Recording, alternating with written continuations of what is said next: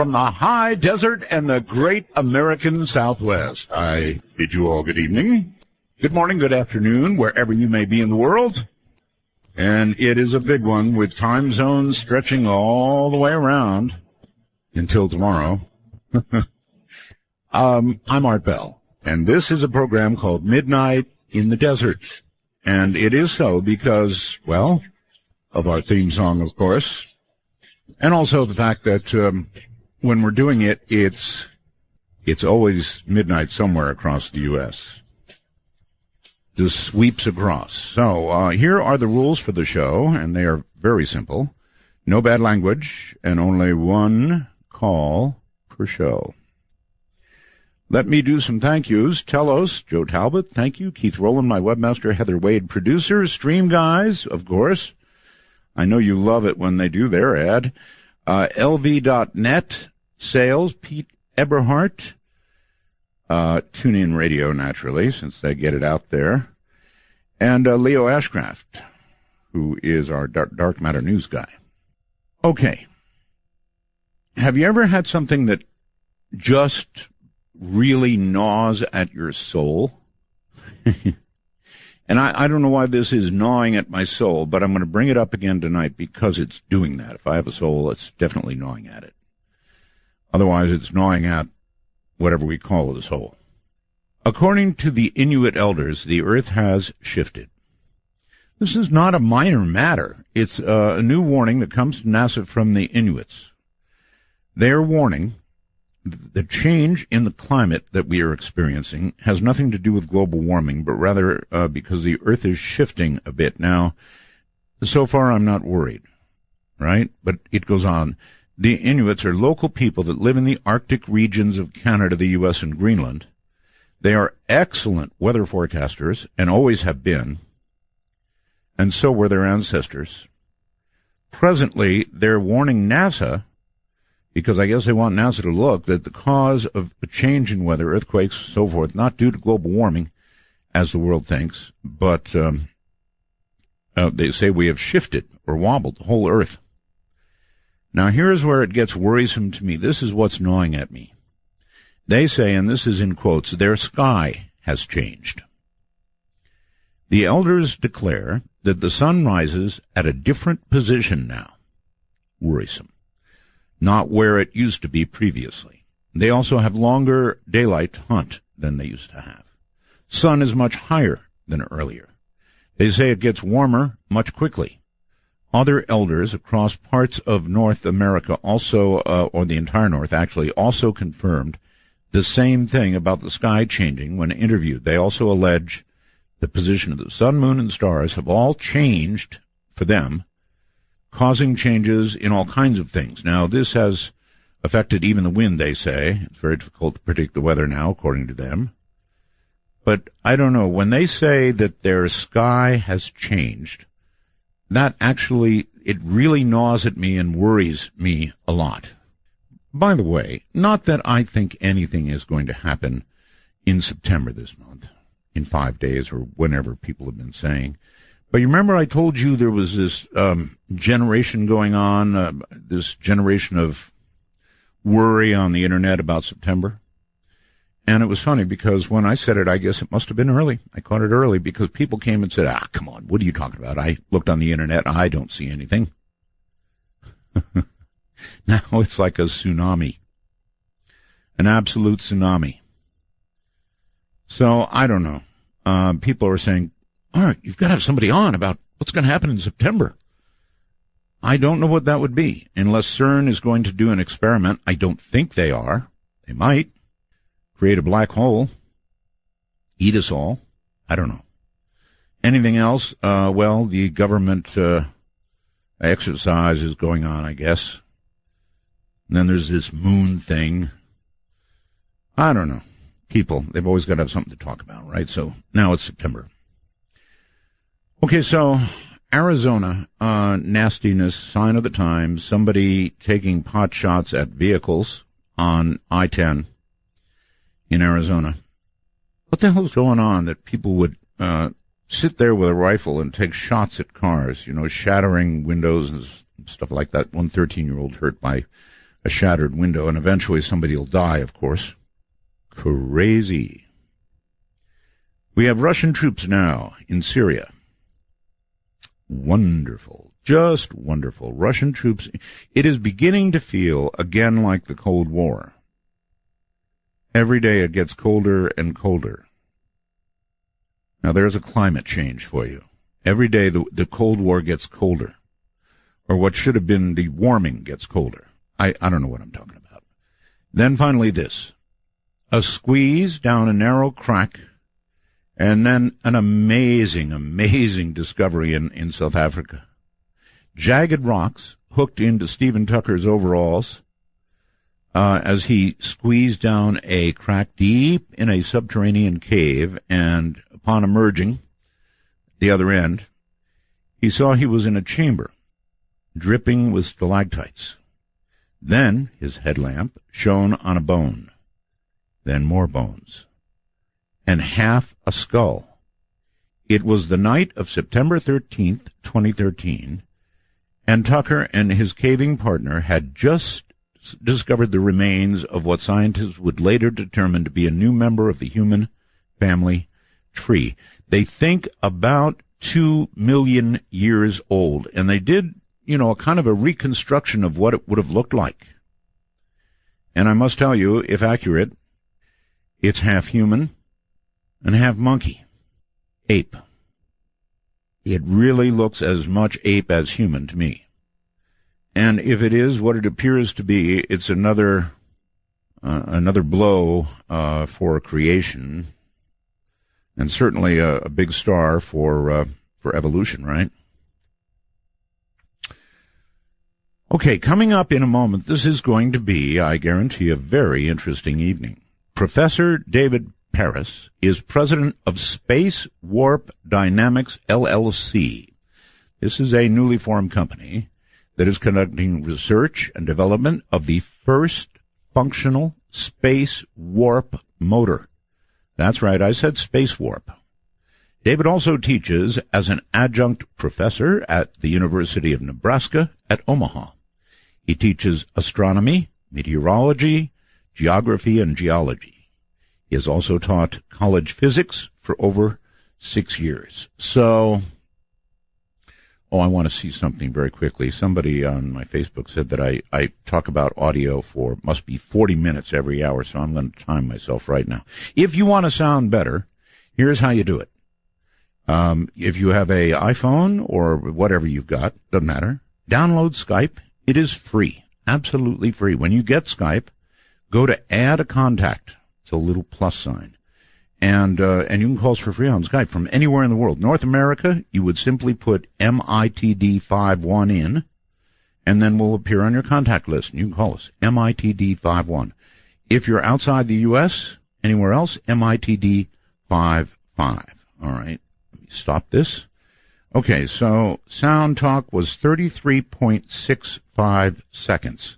So the person who wrote that I spend 40 minutes an hour talking about that is dead wrong.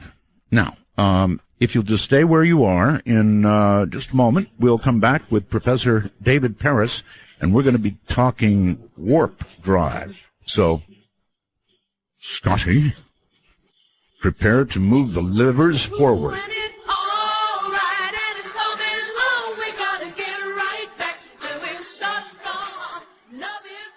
I'd like to know, 'cause here I go again.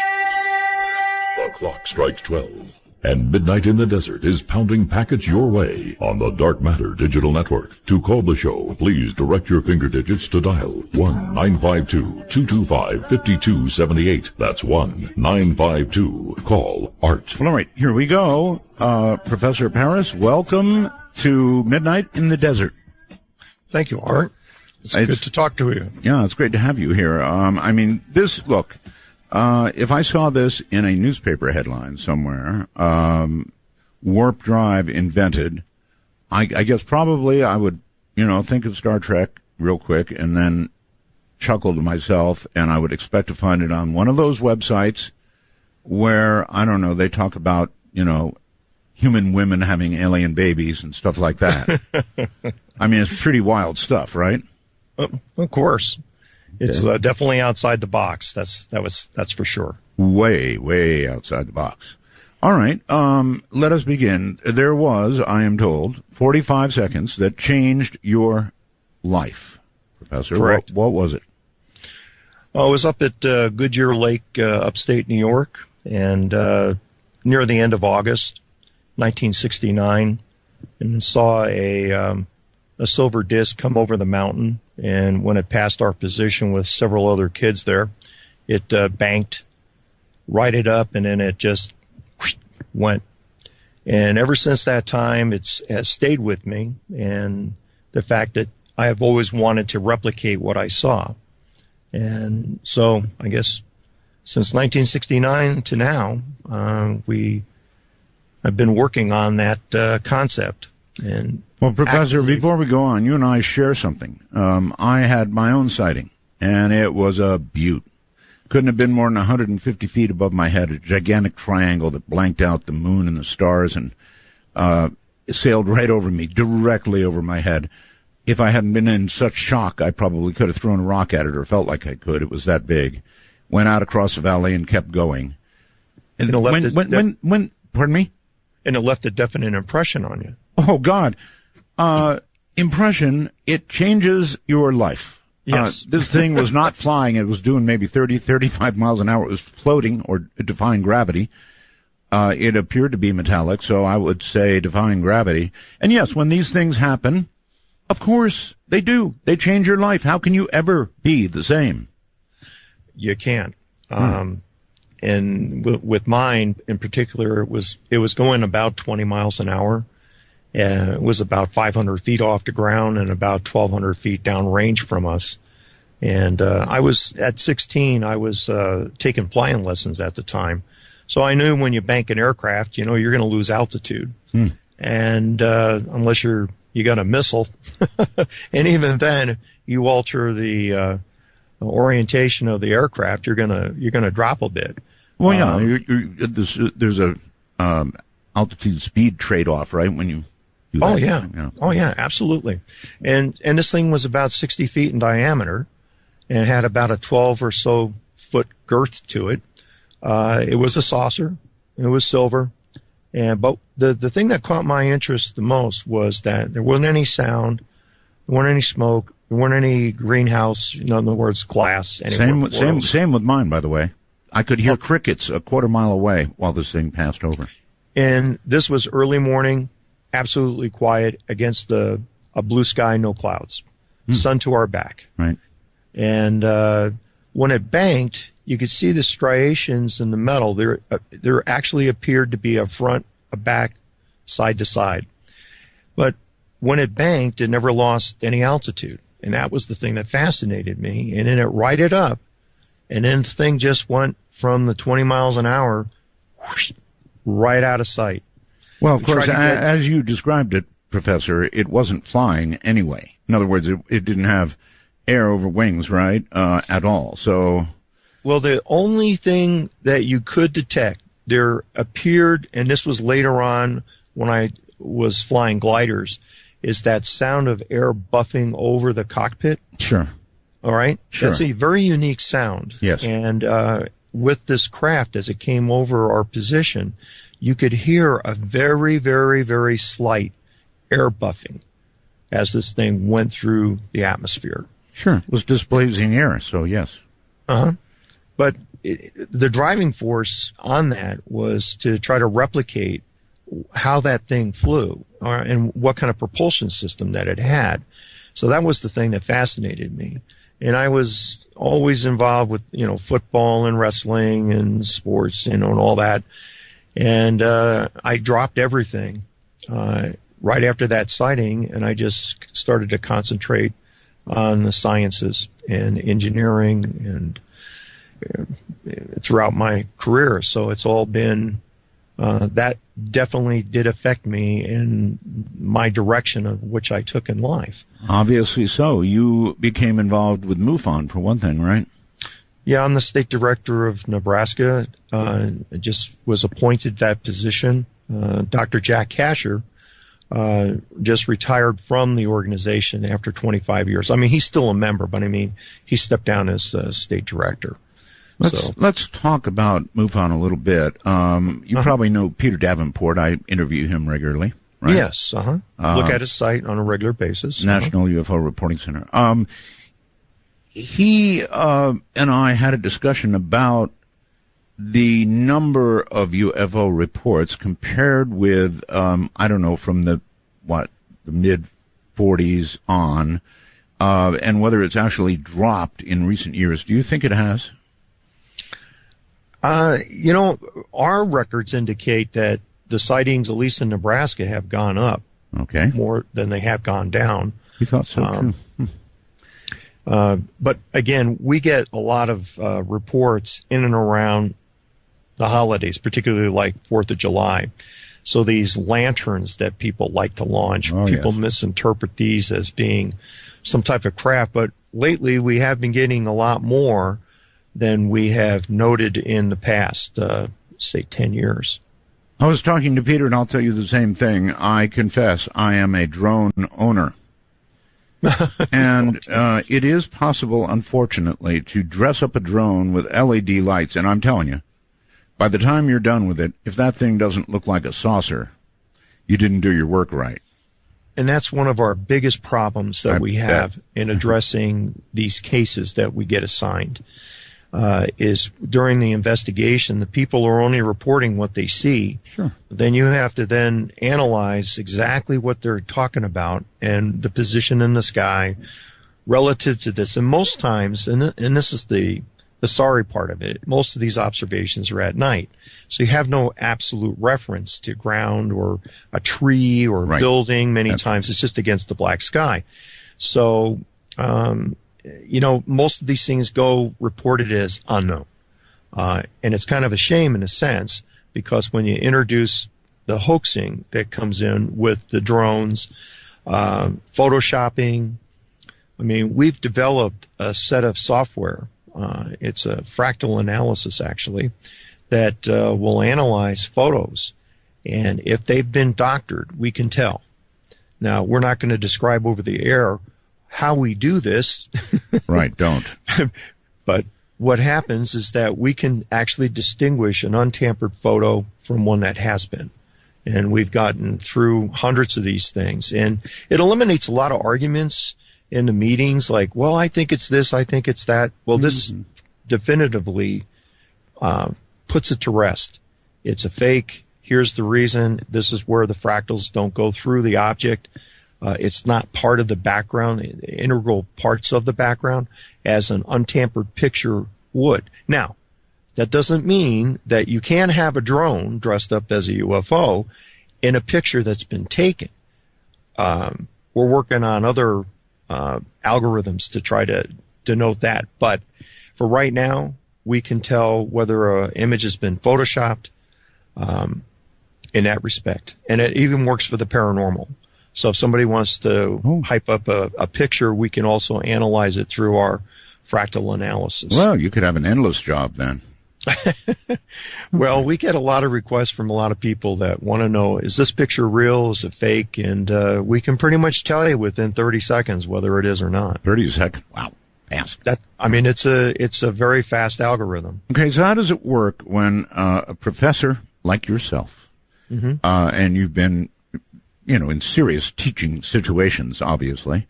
Do you still teach, by the way, at the University of Nebraska? Oh yeah, and 3 other colleges. Okay, so I teach between 7 to 9 courses every semester.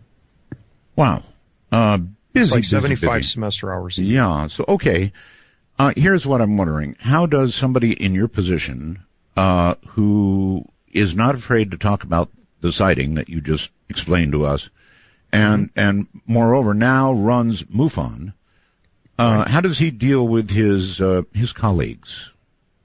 How does that work out? Is it? I mean, do people sort of chuckle at you, or? Well, I'm the faculty advisor for the university club, and actually, it's a MUFON actually sanctioned MUFON University Club. And I'm the faculty advisor for that and the Paranormal Society as well. Wow. So my Saturdays are spent a minimum of 4, mostly 5 to 6 hours every Saturday at these meetings. And the students run them.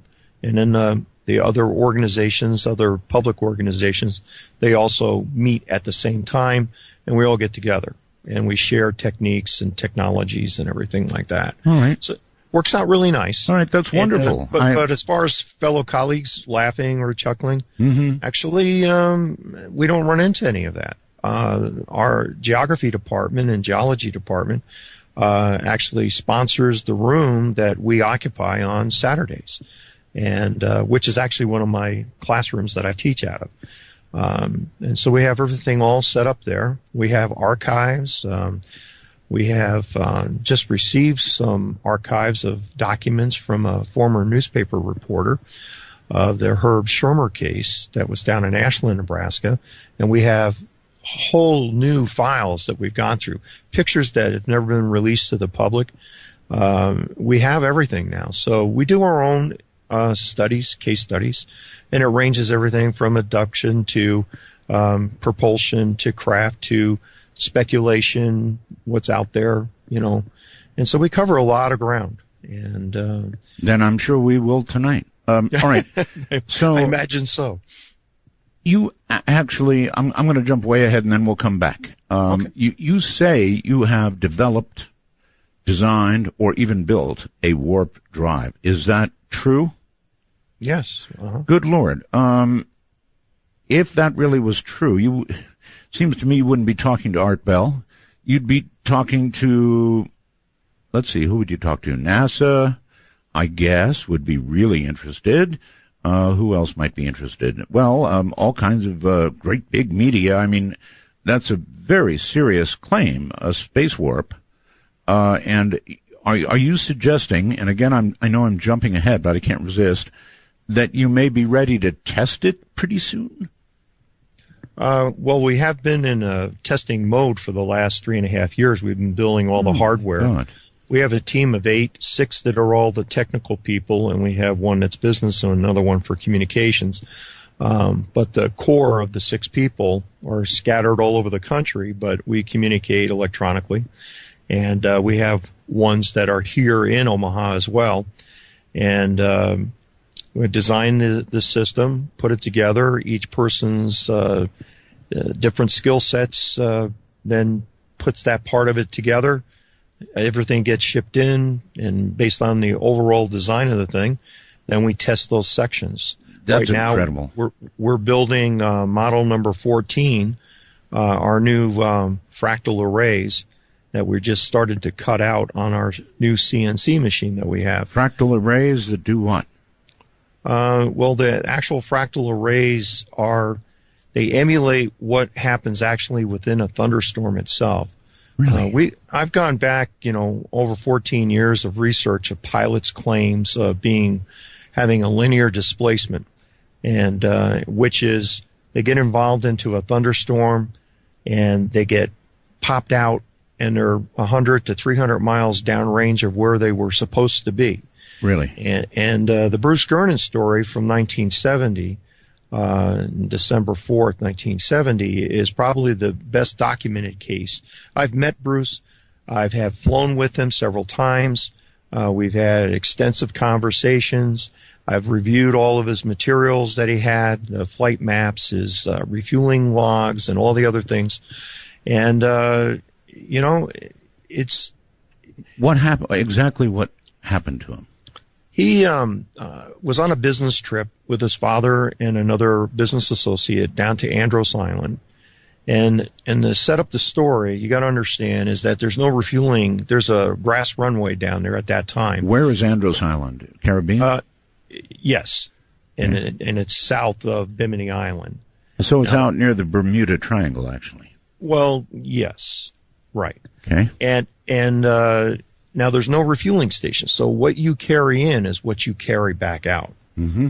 And so the uniqueness of this particular story, and there are other ones that also come into play as well, but his being more documented, He takes off at Andrews Island at 3 o'clock in the afternoon. He gets near Bimini. Clouds begin to form and circle up and around his aircraft, which is about a 30-mile diameter. But he's looking around, and these things are going like 65,000 feet, which is not unusual out in those areas. Big. Well, that's still big. They're tremendous. But his aircraft was an A-36 Beach Bonanza. All right, hold it right there. That's what we call a hook. And actually a perfectly timed hook at that. The clouds are circling the aircraft. The cloud tops are at 65,000 feet. And when we come back, we'll find out what happened.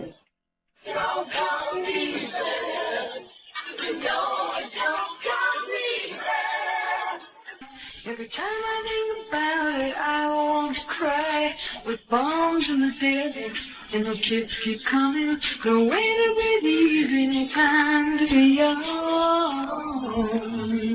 While midnight sweeps across America, you found an oasis for the mind. To call Midnight in the Desert, please dial 1-952. Call ART, that's 1-952-225-5278. One time a night it does that.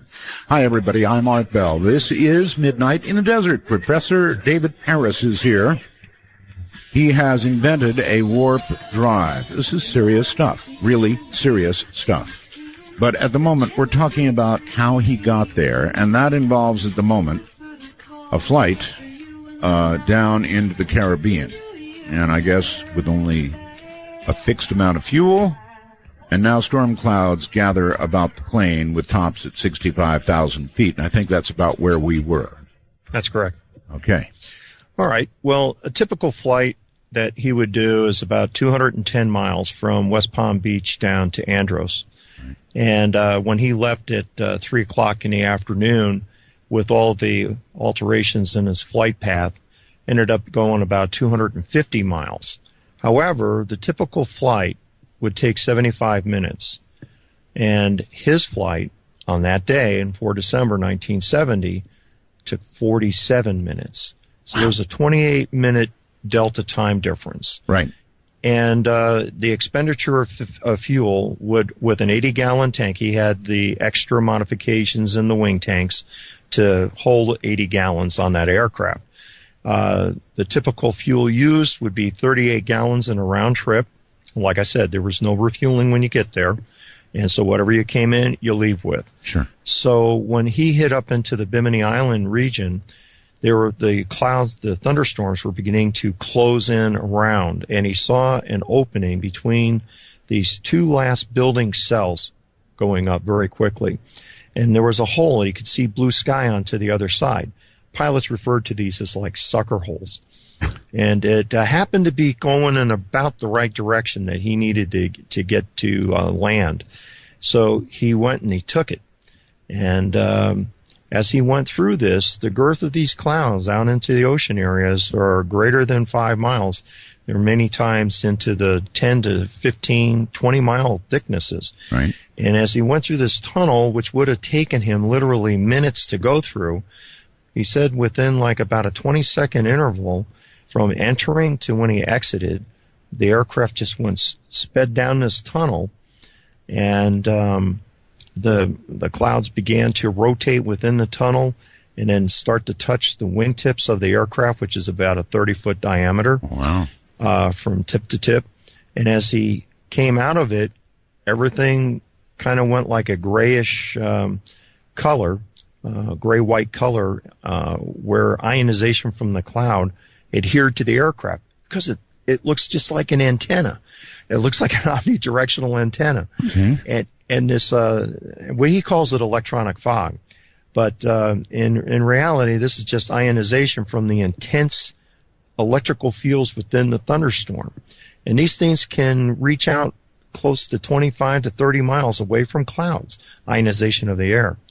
And so it adhered to his aircraft. He can't really see anything. His instruments have gone haywire. That's what I was going to ask about, the instruments. Yeah, the compass is spinning, everything's all haywire. It's a brand new airplane, and he's kind of perplexed here. He's still flying the thing. He indicated that he felt the aircraft hydroplane slightly, and he had a very slight feeling of weightlessness. And then suddenly, about 3 minutes later, and during this time period, he's calling to air traffic control, approach control, and he's saying, "Hey, look, I'm here in Bimini. I can't see. Can you see me on radar?" Quick question. The brief feeling of weightlessness, if you're in a plane, that could come from a sudden loss of altitude? That's correct. But as we still explore this particular story, and we relate it back to the theoretical concepts of Miguel Alcubierre in 1994, he lays out a very specific procedural thing of why people in a warp bubble, how they would feel, the momentum. There wouldn't be any momentum. In other words, you can make 90-degree turns. There would be, the bubble would have certain characteristics. And in his case, as we determined, or as I determined, was that he fits all the protocol for what Alcubierre was talking about.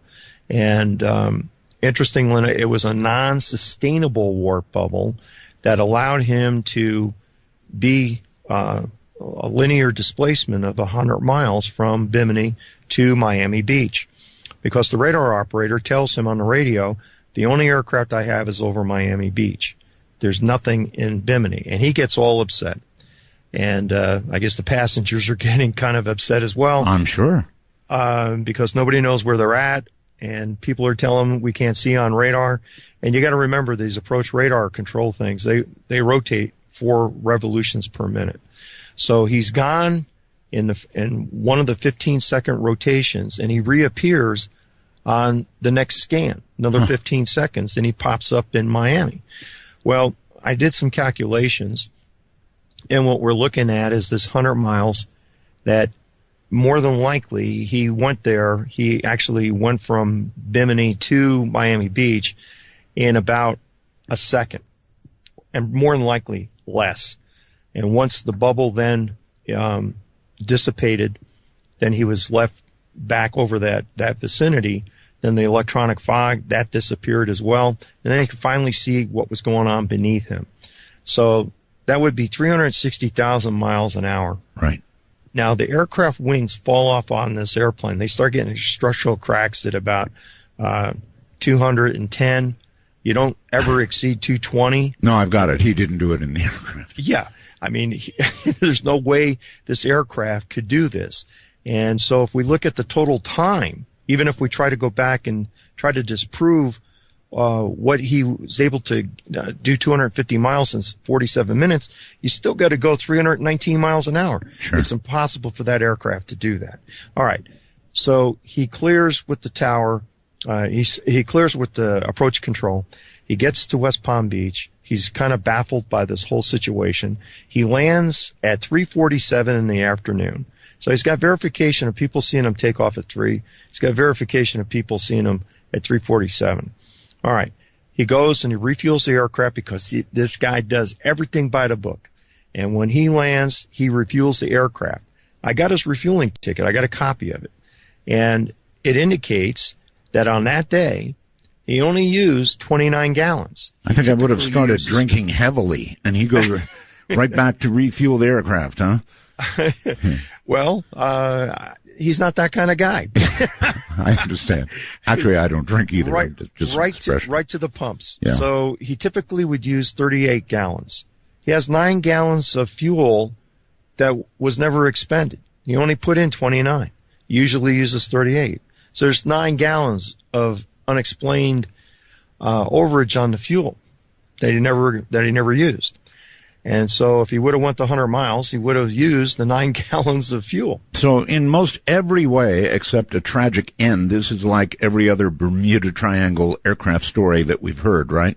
There are different variations. There are, but it doesn't just situate itself here in Bermuda Triangle.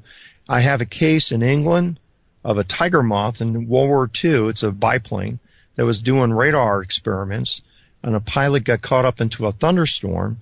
He saw an opening in the thunderstorm, drove the plane through to the blue sky. He ended up in northern England. He was flying over North London.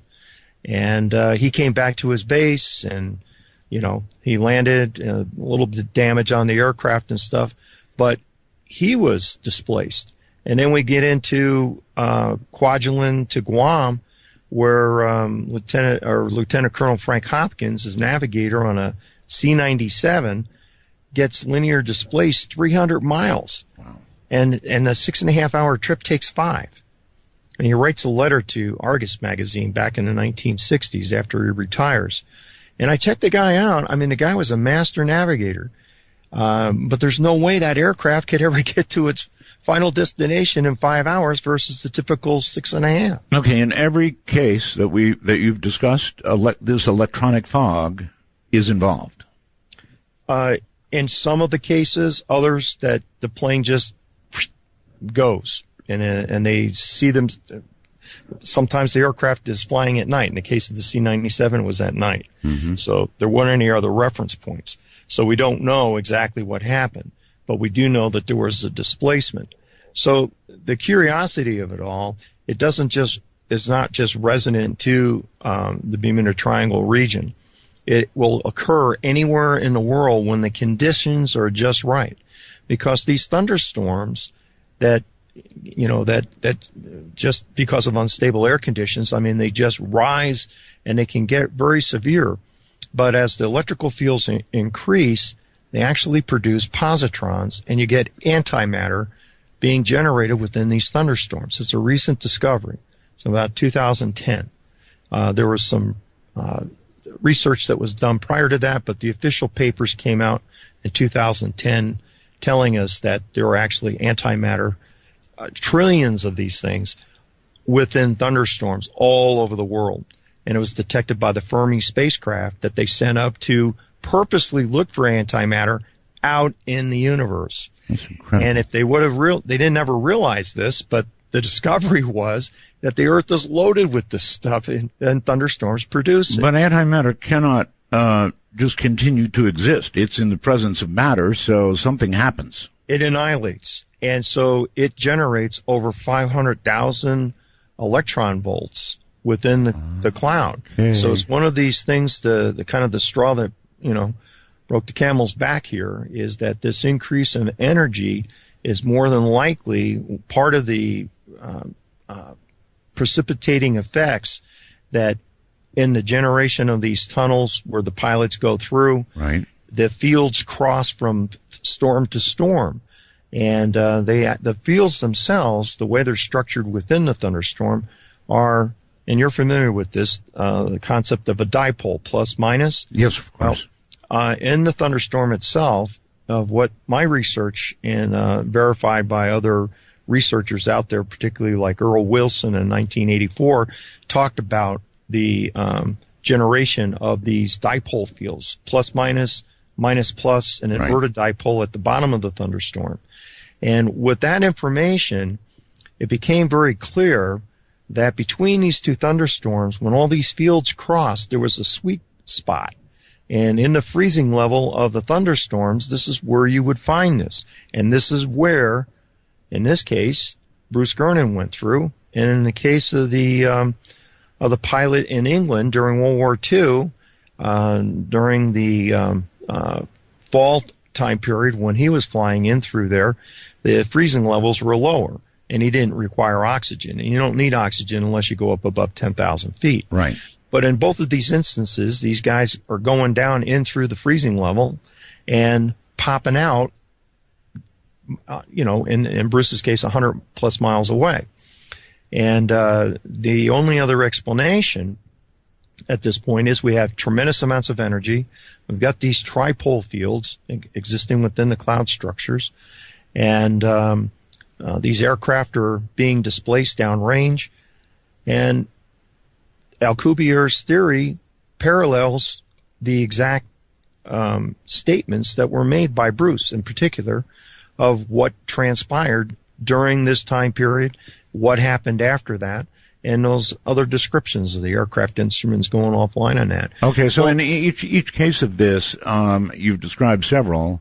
I'm sure reports are made. The truth is told. It's considered and probably discounted, rejected one way or the other, I'm sure. Yes.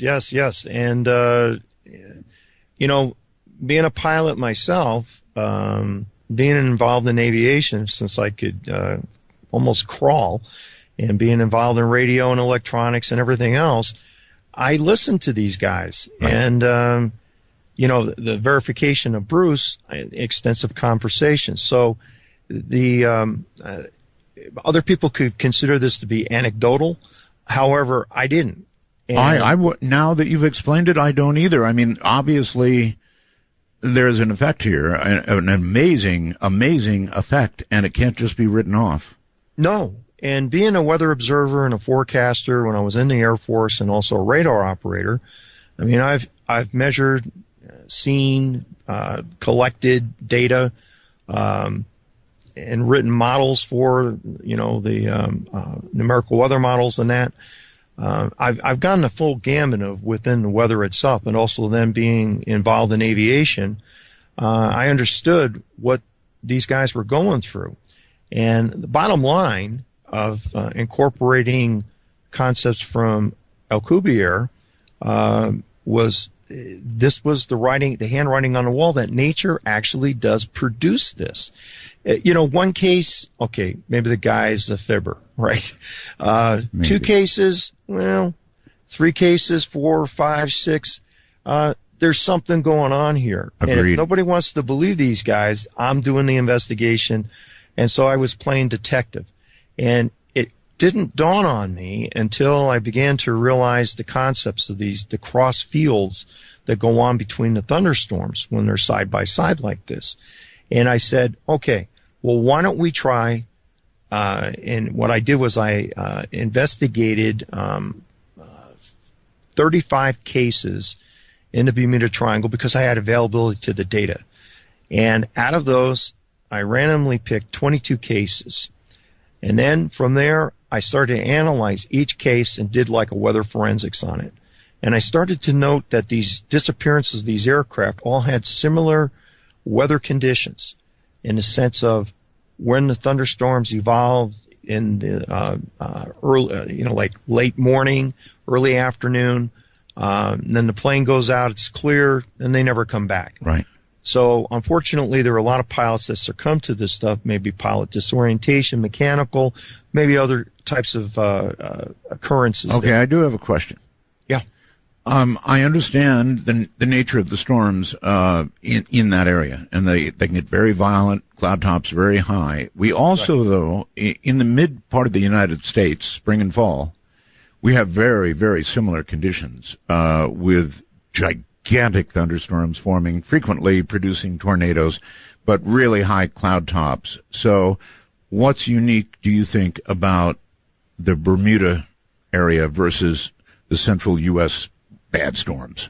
Well, when we talk about oceanic thunderstorms, and this is anywhere in the world, right? It's that you have light variable winds aloft, and you have tremendous amounts of heated water beneath of it. So you got tremendous amounts of water vapor that then stimulate these unstable conditions. And if you're in the Bermuda Triangle, which I've flown in there several times, it's hazier than all get out.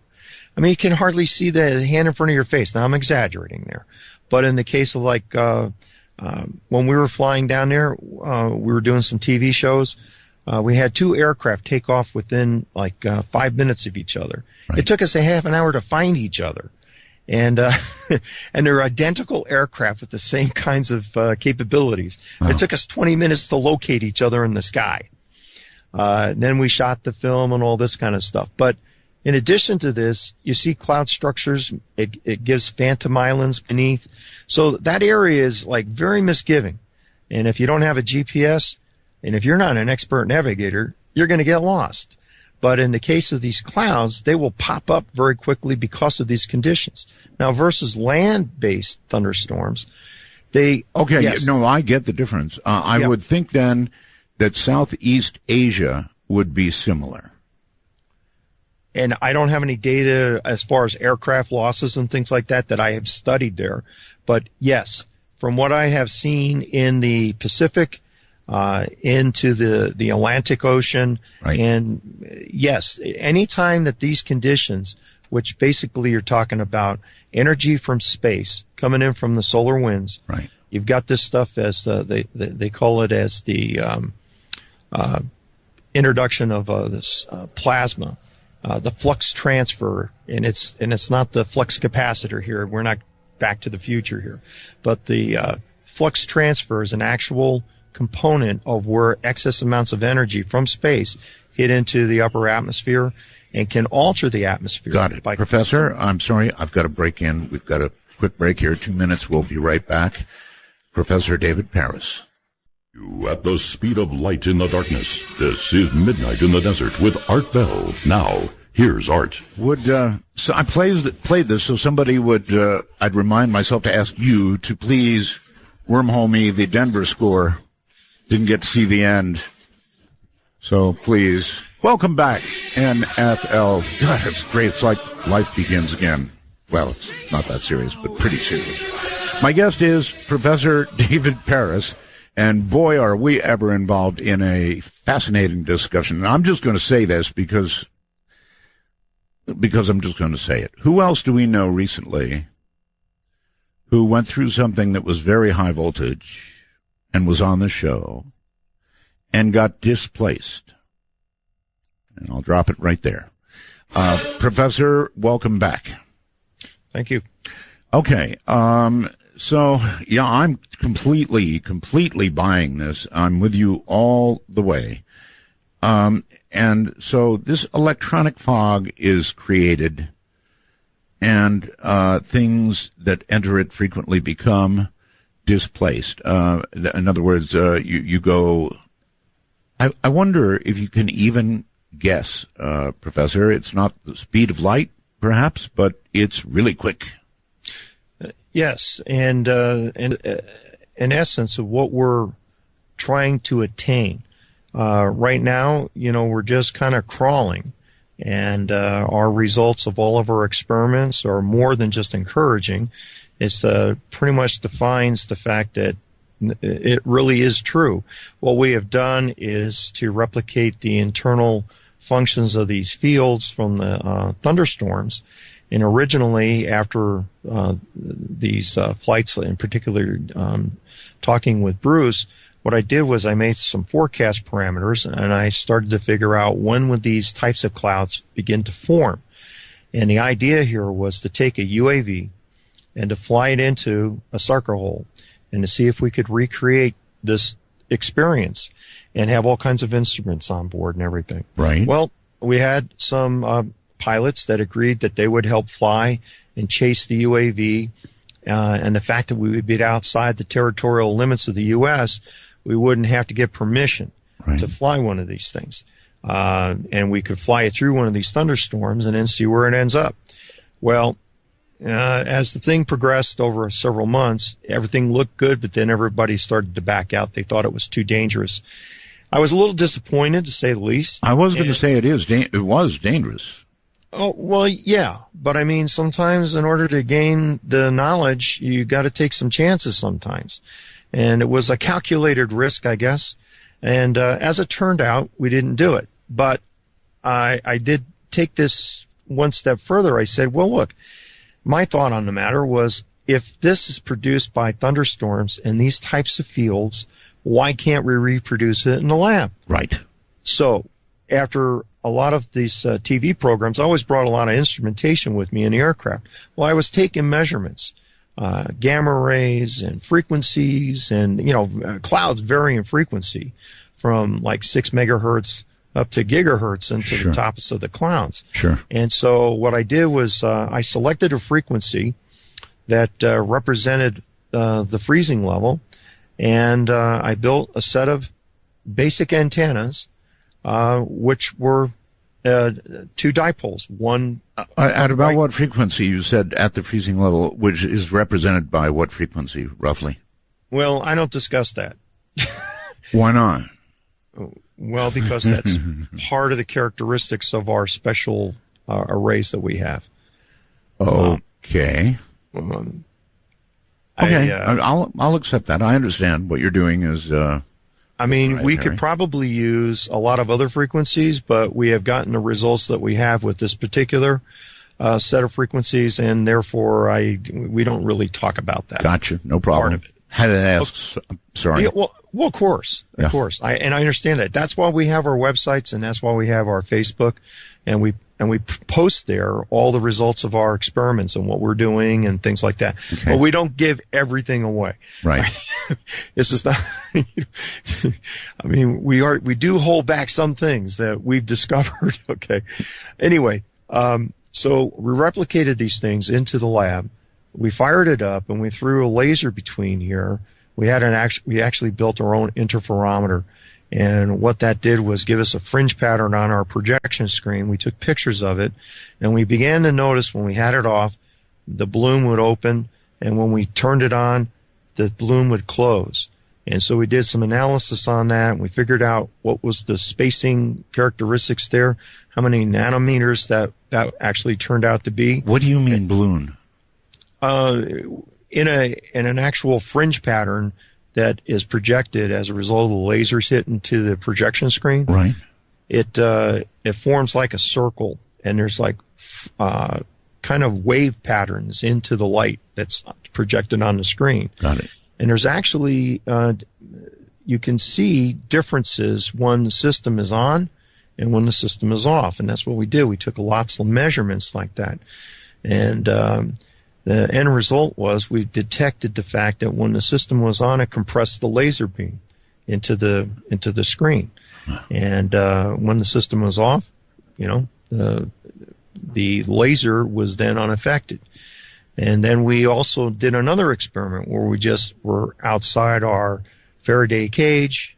We ran the laser through there, through the motor, right through the midpoint of the focus of the motor, right. And we got the same results. So we did a number of different experiments because we're probably the bigger skeptics than anybody else in the world. So you were bending light.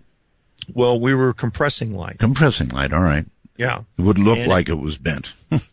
Well, it just means that the center of this thing was more compressed right. than open when the system wasn't on. So we got these results, which was very encouraging. And then I also did a test for redshift. If this was truly an effect, then we should be able to detect a redshift in the frequency, and we did. And so we did numbers of measurements on that. That meant that the frequencies were being pulled into the motor. The device that we have, and if everybody in the audience starts looking at the pictures, you'll notice that this thing is shaped like a V. Most people would look at that and say, well, it's got to be thrusting. It doesn't thrust, it pulls. So everything goes in towards the V shape. Right. Which is, is extremely unusual because the way this thing is set up, you wouldn't expect that, at least, the normal observer looking at this thing. But our results have indicated that it creates a field, we call it the warp field, but it draws it into the engine. And we've even gone as far as taking an isolated case made of glass in a wood structure, top and bottom, and we have a torsion bar inside, and we mount weights on it. Right. We have ferrous material and non-ferrous material. It pulls the materials, whether it makes no difference what it is, it will pull the material on the torsion bar towards the engine. So that's another indicator that the fabric of space is literally being torn, is being moved through solid objects and being affected by something that's stationary, in this case, a torsion bar, which is freely suspended. Now, some people will claim, oh, you're just electrifying the air. These experiments only run 15 seconds at a time. There's no way you can energize or charge the air in that little amount of time. Right. And plus, we're over 140 centimeters away from the target. And, and it's in a Faraday cage and all this type of stuff because, we're still analyzing everything and all that, and we want to protect ourselves. Of course. But it's moving these objects, and this all occurred at less than 100 watts. And so we have built new linears that allow us to bring the wattage up to right now we have capability of up to 2,000 watts, and before the end of this month, maybe the first week of October, we're going to go to 4,000 watts. Is there, as you go up in wattage, is there a linear It's actually exponential. It is. And this is the most exciting part about it, and that's why I'm very happy to talk with you about this, because this is probably it's not just a discovery that warping of space happens naturally, but it's also is that we can artificially induce it.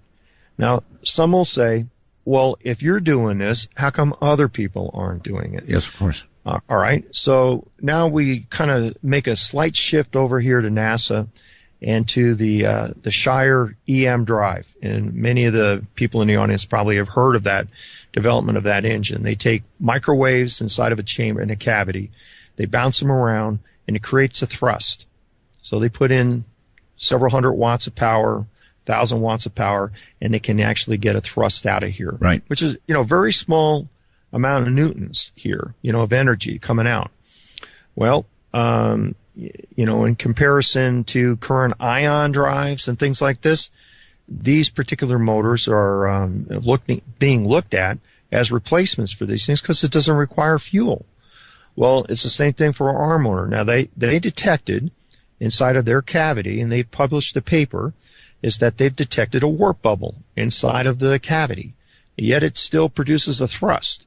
Now, ours was specifically designed to alter the fabric of space, and we draw the fabric of space or compress it into the motor. And this is the actual way this thing works.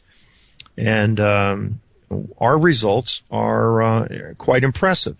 In other words, we put in 900 watts of power. Mm-hmm. We can see it being displaced down on our projection screen, 20 centimeters of linear displacement. Wow. And that's a 0.36 newtons of force. Now, we have, I was hesitant on doing this, but I put the charts out, the predictive line charts, out onto the Facebook. And these things are really shows what happens exponentially. And the encouraging piece of this is that with our 4,000 watts of power that we have, by the end of the year, after I've done the full testing of this, you got to realize I'm working 5 jobs. I'm becoming aware of that. Yes. I only have a few hours every day that I can devote to this stuff. Mm-hmm. And I do. A lot of times I'm out in the lab until midnight or 1 in the morning running these tests, and everything takes inordinate amount of time because of setup, process, procedure, because, again, we don't report to anybody, but for ourselves, we keep our records, and so we have to make sure that everything is consistent, temperature, pressure, humidity. We want to know what affects variations. Right. What are your projections for 4,000 watts? When we go to 4,000 watts, our 440 pounds at 2,000 newtons of force. Wow. And this means our spacecraft that we have, which is a 1/4 scale of a full 30 by 30 Bluebird 2, we have a 1/4 scale version of that, 7 foot by 7 foot. And it is in its construction phase. And you can see pictures of it. It's pretty much completed. It only weighs 40 pounds. So what we're hoping to do here is to get this thing off the ground, because this is what everybody wants to see. Everybody can look at all the data they want. They can talk and talk and talk and talk until they see something fly off the ground. They don't care. Right. I know. And one of your first comments in the beginning of the show, well, wouldn't NASA be interested in all this? Yes. Well, nobody's really interested. They're all sitting on the side. Okay, this is how I interpret it.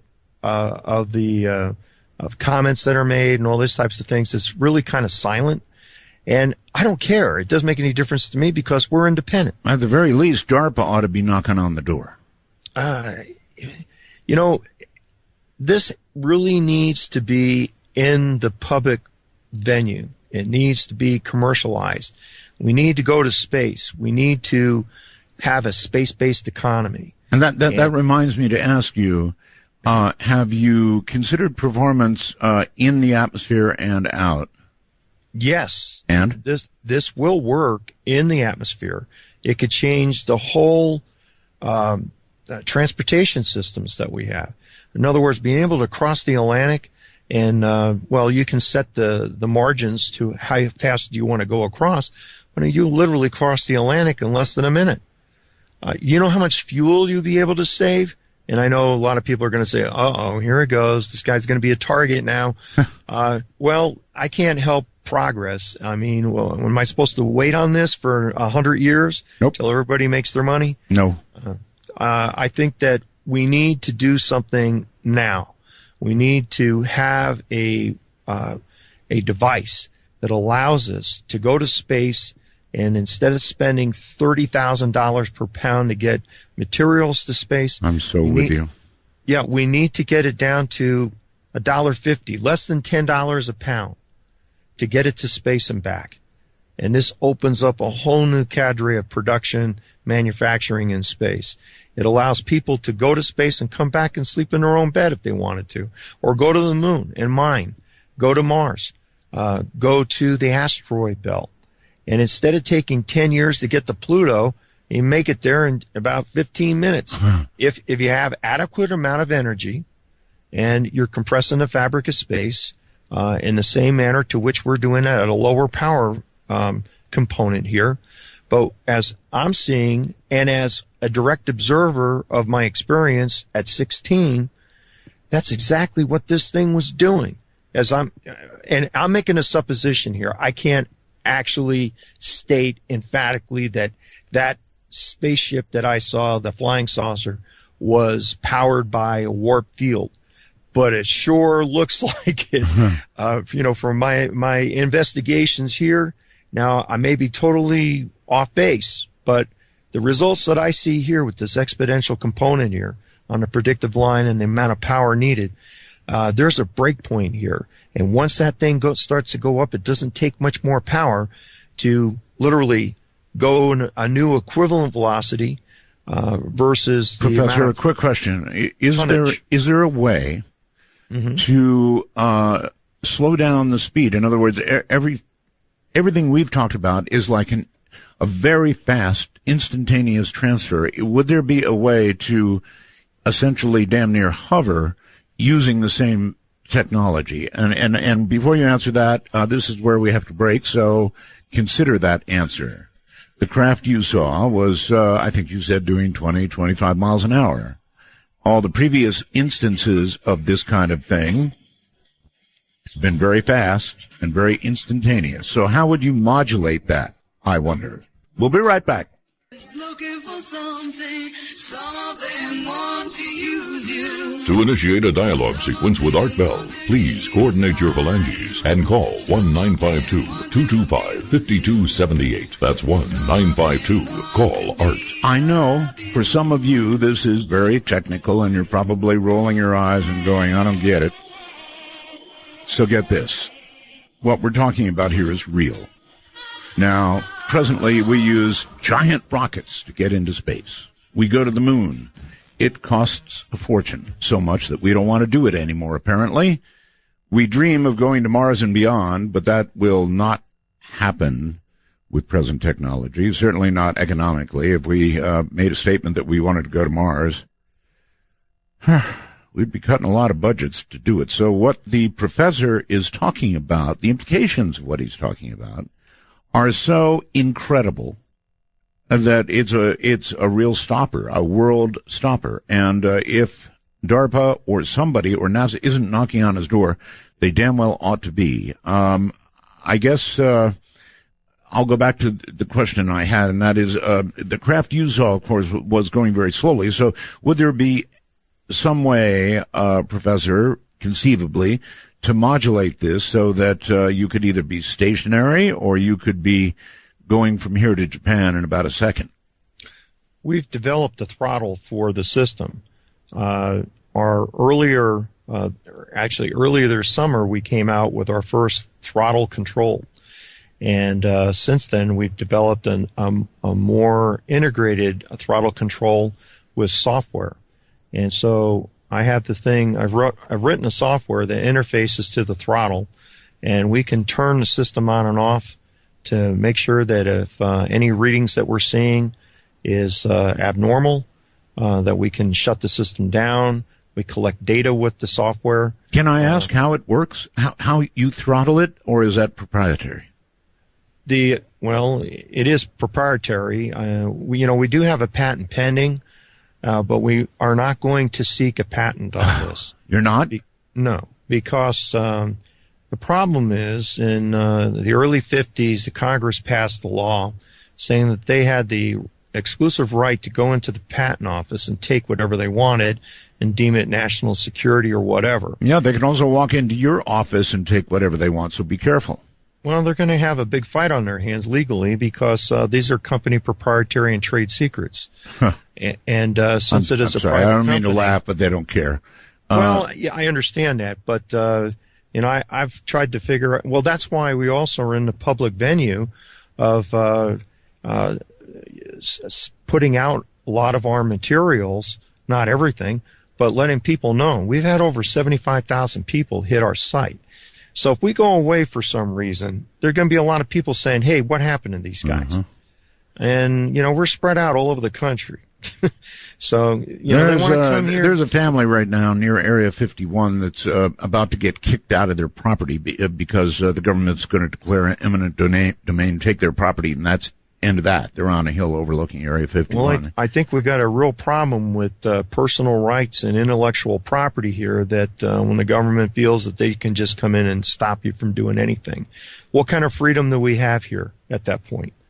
Oh, well. And we're just, then what's the advantage of doing progress? What's the advantage of coming up with new ideas outside the box?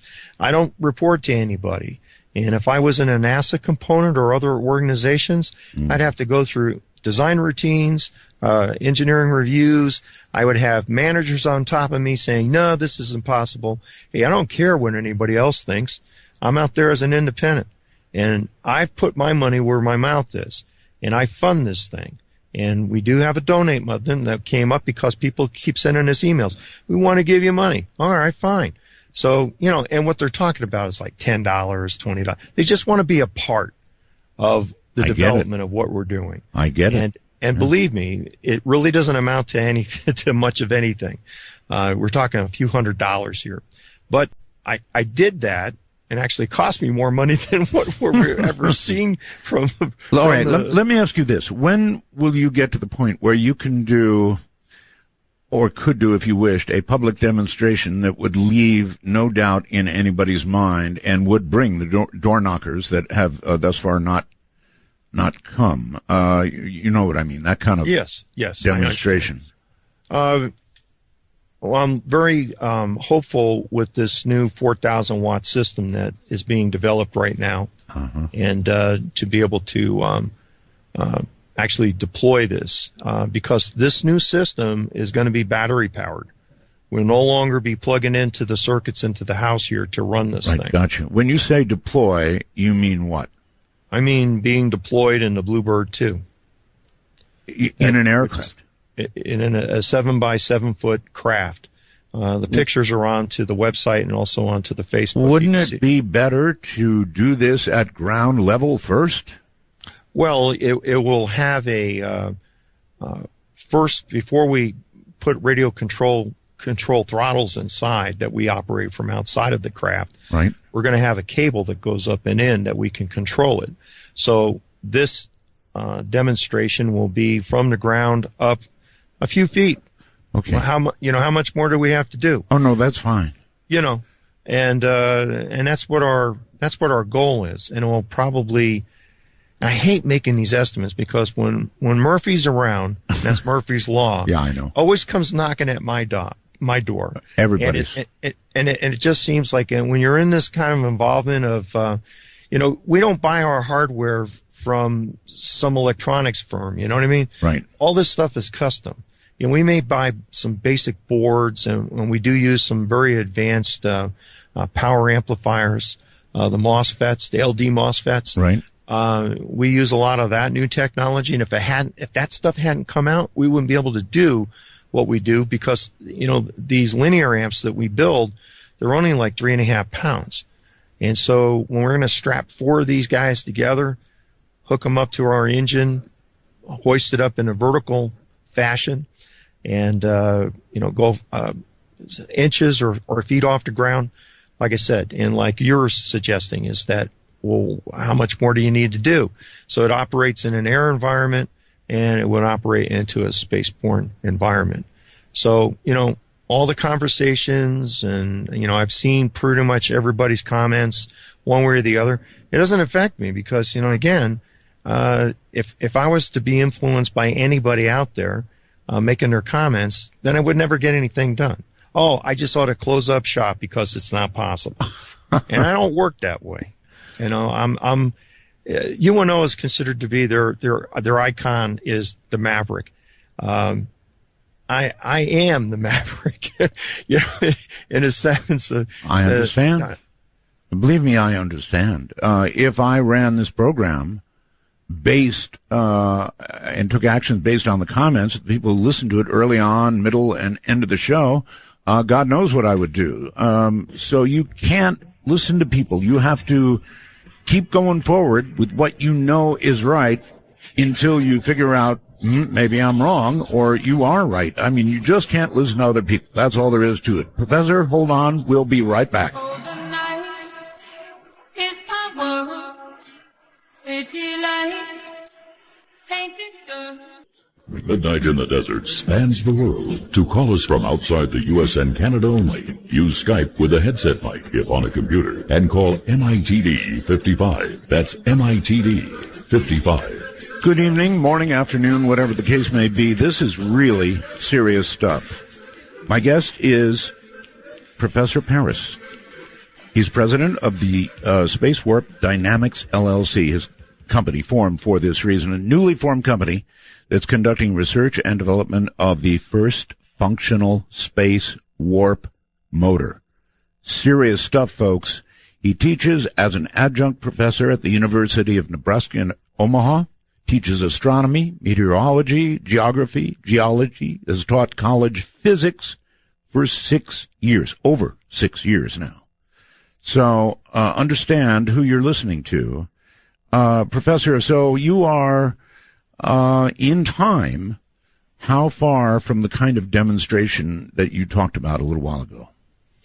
Well, once the 4,000 watt system is fully assembled and delivered here, and then we test it and integrate it, we might be able to actually begin to see some really incredible results here by the end of the year.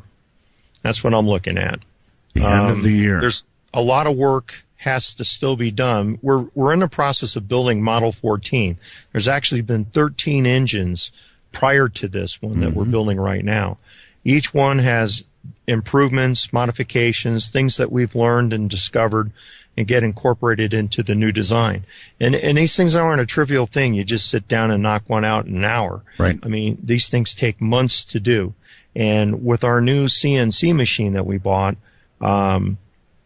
we have just got all that software up and running, and we've gone through our testing to actually begin to mill these things out. And we have 7 of our new fractal designs that have been milled out, and we need 16 for each one of the for an individual motor. And we can scale these up, we can scale them down. We utilize fractal technology in the sense that it allows us to compress and provide and put into a lot of forward power into the arrays, right, and to generate these effects that we've described over the last hour or so. How much gain do you get using fractal technology? Well, here was a situation that I was trying to envision. How do I artificially induce this? Do I set up 2 huge radio towers, fly an airplane between, and generate 10 to the 7th watts of power? I mean, in the free environment of thunderstorms, I mean, you get up to 10 to the 15th watts of power generated between these storms. And, that's the kind of environment that these things generate. So I was pulling my hair out trying to figure, well, what's the next big thing? Put up these antennas. And then I started to think, no, you're going to have to come up with a concept, a device that is a motor. And it could be attached to the aircraft or it could be designed into a spacecraft. And so we came up with this pod design. so we could actually repurpose vehicles, ships, or whatever that wanted to use one of these devices. So it's across the board. I mean, you could use this on varying sizes to lift a refrigerator. Sure. Put it on a wheelchair. Okay, I mean, Gary sent me a computer message here. I get them all the time through what we call the wormhole, interestingly enough. It says it takes so much energy to lift a spacecraft. Where does that amount of energy come from and not violate the rule that less energy in is more work energy out? Well, this doesn't violate the rule in the sense that the warping of space, in essence, what we're doing is not unlike what the planet Earth does, what the sun does. It alters the fabric of space in our solar system and throughout the universe. So it's just not this constant plane where everything exists. You actually have a compression field along the equator of the Earth, right, and also the sun. And if you look at from an astronomical point of view, you see all the planets aligned like a pizza pie, the central hub of the sun. But that's all due. It's a very, very, slight force, but it was enough to align everything along the plane of the ecliptic. Now, Pluto, being the oddball out there at 17.5 degrees off the plane of the ecliptic, could be a pick. Well, that's what the big debate has always been. Is it a pickup piece of comet, bunch of ice out there, and it just got into orbit? That's a possibility. But if you look throughout the universe, all the structures of solar systems are pretty much like our cookie cutter in that respect. But getting back into the actual question there, the verification of the essence of the fabric of space has been validated by the Gravity Probe B experiment NASA conducts, and government monies went into these things, and it shows that the frame drag around the Earth does actually exist. Sure. And that the fabric of space is altered as due to mass. And so in our context of what we're looking at is that we're in relative form in around the craft itself. We're just compressing the fabric of space in front of the craft, which then decompresses up and around and then pushes this thing forward. Okay, now, you still have something of an energy problem, right? Because you're going to be, when we begin talking about something the size of, say, a flying saucer, you're going to have to generate a lot of continuous energy. Now, based on weight and based on how much do you want to compress the fabric of space? Right. Because this is an aggregate. In other words, for example, like we go 15 seconds, we go 30 seconds. The distance of linear displacement on the motors That's true. are actually an aggregate of that. So the longer they stay on, the further the distance they go, and in more power that you provide, then the fabric of space is compressed even more. Kind of think of this as kind of like an accordion. Stretched out as normal space, compressed the accordion. It's the same amount of space that you have when it's stretched out. And now it's the same distance, except it's just closer to the, in this case, front of the spacecraft. And so you're transiting between point A and B. And the other piece of this is that our anecdotal evidence of the aircraft that pilots reported over the years, they accomplished the same thing. And the other interesting piece of this, and I need to mention this, is that this fabric of space is not just a straight line. It actually conforms to the mass of whatever's around. In other words, in his case, he went in at 10,000, over 100 miles. If he was a straight line, he'd be out in the upper atmosphere. So if I'm understanding this correctly, if you had a craft that you had built and you went from here to Mars in a matter of seconds, you would not be actually traveling faster than the speed of light. The effect would be traveling faster than the speed of light, but you really would not be doing correct. That, right? Yes, absolutely. And we refer to this, at least in our jargon here on our team, we refer to this as equivalent velocity. Yes. And so it does not violate anything in general relativity, because what we're doing is we're just kind of scrunching up the carpet and stepping over from point A to B. All right, now that doesn't mean there are not dangers that you cannot anticipate in doing this. Well, that's another thing that, again, research will prove out what happens when a particle enters into a compression wave in front of the craft. Does it go right through there, right through the motor, and right through the craft? I can't answer that. I suspect because of the compression, and this is just, again, I will never tell you something unless I know it actually works. And this would be totally speculative, but it appears to me from my observations that perhaps would actually route around on the compression field and then exit onto the sides of the craft. However, I don't have verification for that, but that's what I'm speculating about. Now, we also, you'll notice if you've done some research, and that's the audience inclusive, everybody, if you've looked at what space warp is about, many of the proponents of space warp was exotic energy, antimatter, all these other kind of stuff, and generating this big bubble 1,000 meters across and then putting a craft inside of this thing, which is, very impractical because you can't steer it. And what we've done in our pod designs is we actually can generate a multiple warp fields and combine them together. And this is how we actually have full axial control on our craft that we'll build, and initially just lift it up vertically. But in the lab, we have put motors side by side, energized one with more power than the other, and it always will turn to the strong side. So we have the ability to control the craft, and this is in our constant endeavor to generate the flight control system software. This is the whole evolution of what we do, is that we know the motors will work, and it's a question now of providing more energy, Scotty, please. What about the effect on biologics? We have taken measurements or radiation measurements off the motor, and it's negligible. It's like 0.7 of 1,000th of a rem of radiation. Wow. So we've done the measurements. It's nothing. The background radiation is like 8 to 12, and then during the strong side of the sun during the day, you can get up to 25 microrems. So there's 1,000 microrems in one rem.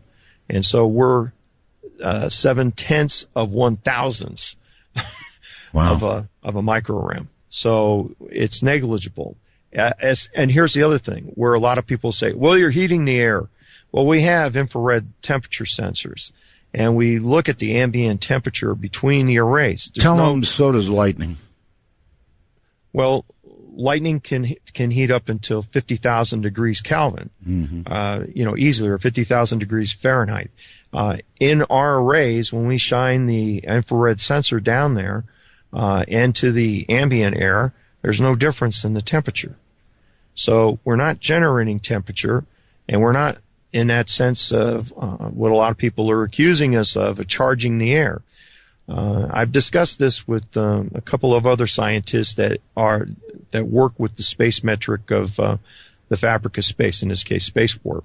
And so they're on a theoretical basis. They're working on teams that are trying to evolve motors and stuff. And all the characteristics that we have identified and have actually presented on our websites are the characteristics of what you would expect to see if you definitely had a working component, in this case, an actual warp drive. All right. Now, this is way out of left field, but it does occur to me that if you actually demonstrate this, if you make this work, yes, you are stepping on 5 million toes. You're stepping on traditional rocketry.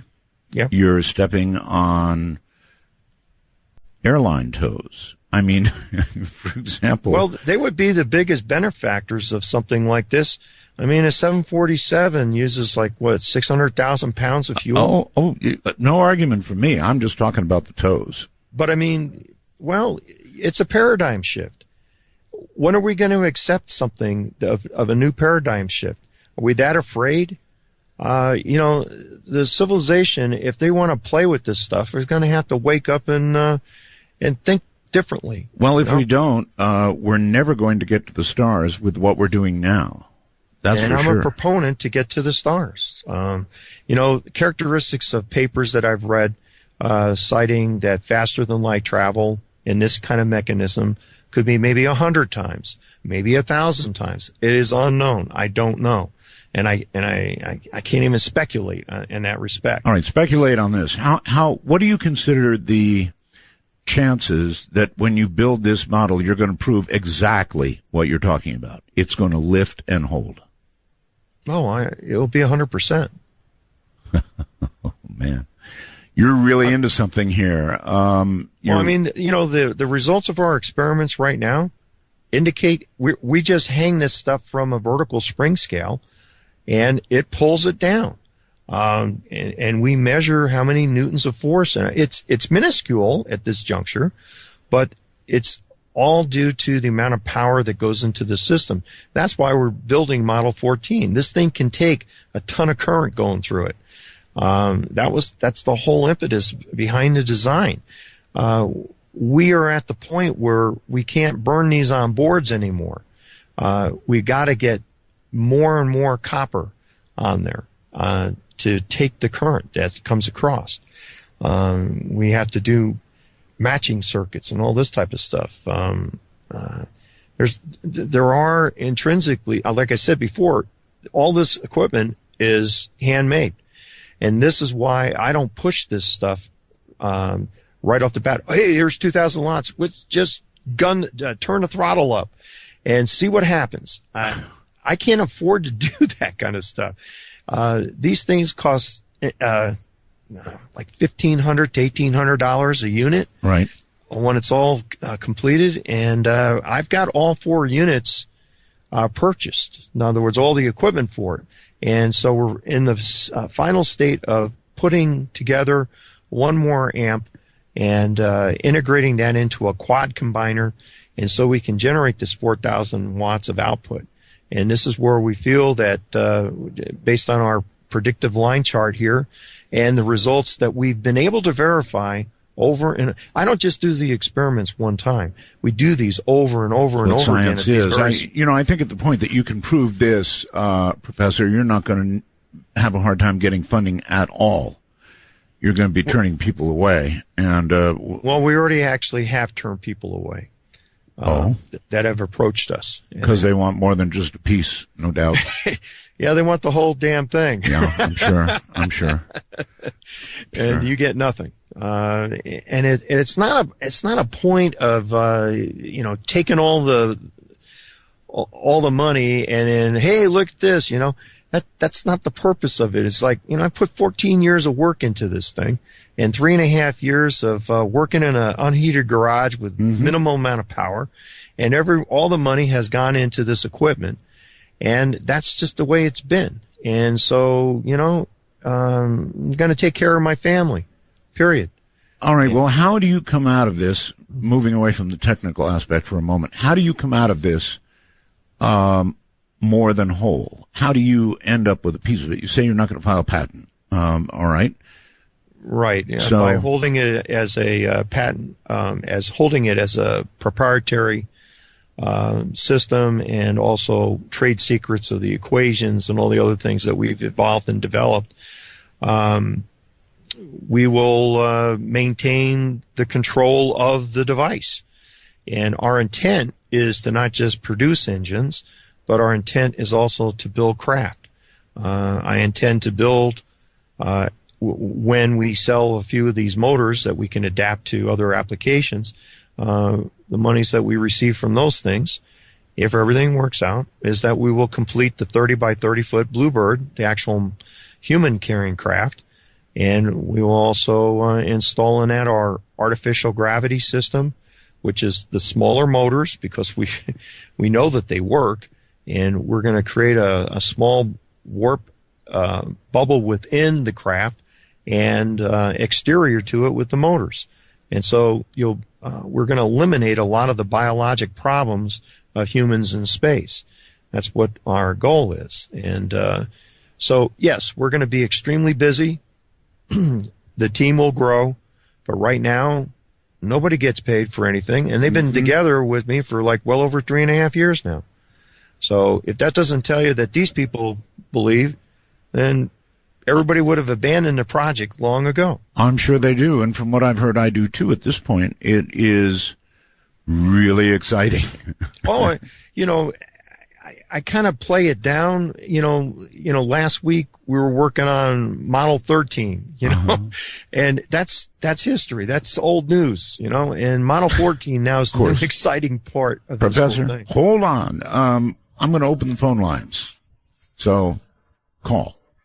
Falling in love was the last thing I had on my mind. The man and his will to survive. Remember, when calling Midnight in the Desert, let the phone ring until answered. These calls are unscreened for your listening pleasure. Call 1-952-CALL-ART. That's 1-952-225-5278. Professor David Paris is my guest. He is building a warp drive. And he really is building a warp drive. Incredible stuff. So if you have questions, the public number, 952-225-5278, and you know about Skype. MITD51 North America, MITD55 worldwide. Professor, welcome back. Are you willing to take a few calls and questions? Sure. Okay, good. See where it goes. You never know. That's for sure. Hi, you're on the air with Professor Paris. Hi, Professor. I have a little bit of knowledge in this subject matter. I was wondering if I could ask you a couple of questions, because I've heard, people discuss on various shows, propulsion systems, and they always lose me once they get into this anti-gravity language and zero-point energy, and even when you're talking about, warping space, because I think there happens to be a simple process for ordering the direction of magnetic forces to get a propulsion effect. And I don't think you need that kind of language to really explain it. But I was wondering, when you were describing your experimental device, you mentioned there being in the experimental model, there being a couple of dipoles. And you said there was a 140 centimeter distance to the target, and then had to do with a certain frequency that you didn't want to disclose. Are you generating... when you say the target, are you generating fields between the two dipoles? Well, it's not just, we refer to them as tripoles, and we have two panels, two arrays that are focused, and we have a certain angle between those two arrays, and this is where the near field of the cross action of these fields create this compression. And the measurements that we have taken show us that the movement goes in towards the motor. So we have redshift, we have compression of a laser beam, we have movement of ferrous and non-ferrous materials, that if this was electromagnetic in nature, it wouldn't be moving non-ferrous material. Mm-hmm. You see where I'm going from? Coming to this? Because I was thinking that, anytime you create a source of flux, you have an electromagnetic field, and yes. If that field intersects with, let's say you have a source of flux, for instance, and you in the near field you have a conductor carrying electrical current. Mm-hmm. The field from the source is going to impose a force on that conductor, right? But at the same time, once you generate in that conductor itself is generating a field which is moving back towards the source and could create an opposing force on the source, so you'll get canceling opposing forces, just like two magnets will push apart or pull together. However, there is a process, and when you're talking about the frequency, for instance, where you can create a situation where you either can create just a single force on one element, let's say, without there being a reactive force on the source element, or you can create a let's say a attractive force on one element and a repelling force on the other element unidirectionally in the same direction. So you're not going to get opposing or canceling forces. But so I wasn't quite clear if, it's hard to figure out if that's what you were actually doing or if it was something a little bit different. Because I don't imagine you're imparting any kind of electrical current on the craft shell or anything like that. This is just internal. I was thinking you were generating internal forces between your elements or your sources of energy. And to that degree, I was thinking, when you're talking about the amount of energy needed, if that is what happens and you're dealing with a specific frequency, and I was thinking that at 140 centimeters, you're talking something about 53, 54 megahertz. I don't know. But if you were to bring your elements closer together, because, things operate on a square law, you bring them twice as close, you're going to get 4 times more force for the same amount of energy. Well, we've actually conducted experiments that go from 30 centimeters out to 140, and we look at the swing rates on the torsion bar. But you're using the same frequency all the time when you're changing the distance between your elements. That's correct. Maintaining the frequency. The effects are actually extend beyond the 140 centimeters that we have measured. But we had to call it quits at some point because we only have limited space. And of course, I was going to say, of course, you're going to get a variation. You're going to go from maximum force to zero force if you're changing the distance while maintaining the frequency. But if you close the distance, you up the frequency to keep the same proportions, and you're going to get the effect is going to continue, except it's going to get more powerful. So the smaller you make your machine, the more powerful it becomes, until you reduce it to the size of an atom, and then you can imagine the forces you're going to get, and you're going to start to discover the basis for gravity, probably. But, the engine itself is constant energy in, and the variation of distance was an attempt to show the collapsing of the fabric of space around an object. And in this particular case, we were looking at non-ferrous material and how it interacts and how it actually is attracted to the engine. Okay, it goes towards the motor in this respect. And it's in an isolated case of glass and wood, and the fabric of space literally penetrates through all of this and literally pulls it. Now, the other piece of this is we're developing a measuring device that has a set of passive Hall effect sensors, and these are our magnetic sensors. And as the fabric of space collapses into the motor, it's going to pass through it all the magnetic fields that made the resonant of the normal space. And as that passes by, we're going to be able to read and measure how this grid or how the effective field looks like. So we're in the process of doing that. We should be finished with that particular experiment. I have another physicist on the team that's working on this. He's a particle physicist, and he knows how to, we designed the circuits, and what he's doing is he's building the stuff. He's printing them out and putting them onto this grid board. And we'll put it in front on an optics table, and we'll have it at various distances to actually try to three-dimensional simulation or three-dimensionality of looking at the actual field that's created and how it distinguishes from 100 centimeters to 50 to 25, all the way up to the front end of the motor. And so we need to see how that field looks, because we know that we can combine engines together and create a warp bubble. I know that I can put another array panel up on top and extend out from the dual arrays that we have. And I can literally control the fields, altering them. And this is another added advantage into manipulating the fields of the warp fields. So we've investigated quite a few different characteristics of this.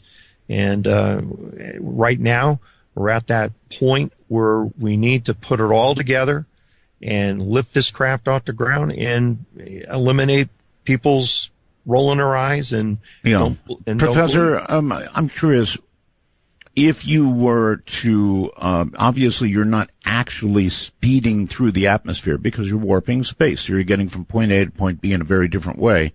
Yes. Still, there remains a question of whether there would be any atmospheric effect at all. What do you think?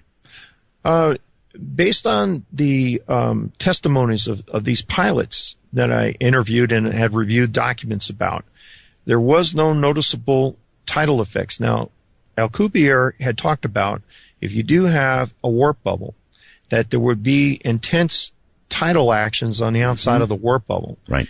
And when Gurning came out of his thing, and he was over Miami Beach, there was no discrepancies. No one observed anything in the atmosphere of any odd occurrences going on, nor the sea level, ocean surface being any kind of abnormal characteristics there either. I have not noticed any abnormal effects of bending the light around there. But again, we're only working with a few thousand watts of power at this juncture. And I don't think you're going to really see any kind of dramatic effect until you get up into, say, 100,000 watts of power. My projection is that the way this exponential curve is going, and I've run it out beyond what I posted onto the Facebook, and man, it keeps running up, and it doesn't really go past like 5,000 watts of power, between 5,000 and 6,000 watts at the max, and it just keeps going up in a straight line. Now, however, with that said, we can get too giddy about this, and that as I continue with the methodical experiments and increase the wattage 100 watts at a time and take those measurements as we approach 2,000 and as we approach 4,000 watts, we will get a better predictive line graph of where we have a better R-squared value.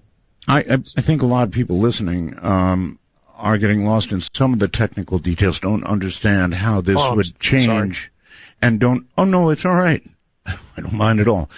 I'm trying to get people to understand how this would change the world.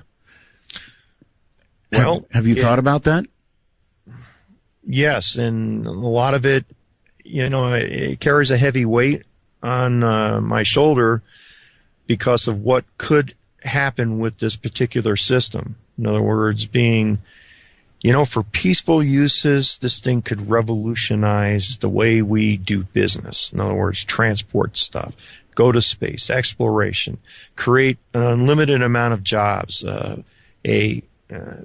people who want to live on another planet, go to the moon and start a colony, go to Mars, terraform and set up colonies there. All of that. If you turned your mind from fast transportation, which is what I know you're thinking about, to weaponize something like this. And this is the part that weighs heavily on my mind, whether I should go through with the whole thing or just, put it in the garbage can. Yes.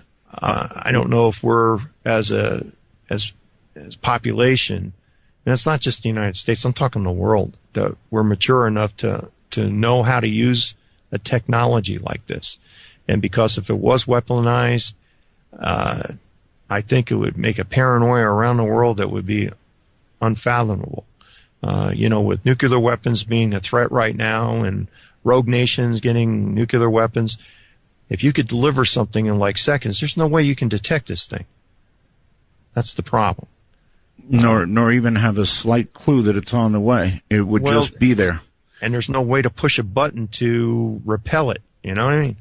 How do you defend yourself against something that would show up on your doorstep in a second? You don't. You don't. And That's right. I can see I can see that side of it. Ken, you're on the air. Hello.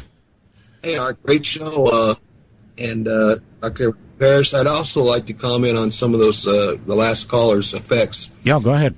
I'm a retired aerospace engineer, and I was one of those guys that checked designs and approved them for corporate and military aircraft. But I also worked with twin 50-watt CO2 lasers in stereolithography. And so I have a little bit of understanding about what you're talking about. But to put it in simple forms, have you considered the fact that this might be created from a feedback loop, not from the instrument that you're supplying power, but actually the warp that you're creating, that the warp is trying to fill in the gap of this bubble, and it's actually being enhanced by this, like a Venturi effect, where space-time fabric is trying to fill in this bubble, and this is what's causing you to see more power out than what you're putting in. And I could take my comment off the air. Thank you. Okay. More power out than power in. What we actually observed and measured was when the system begins to throttle up and create the warp field, is we notice a negative flux into the motor, and then it goes up to a normal load, I guess. Anywhere was that's the only term I can use. It's not really more power out than in anyway, right?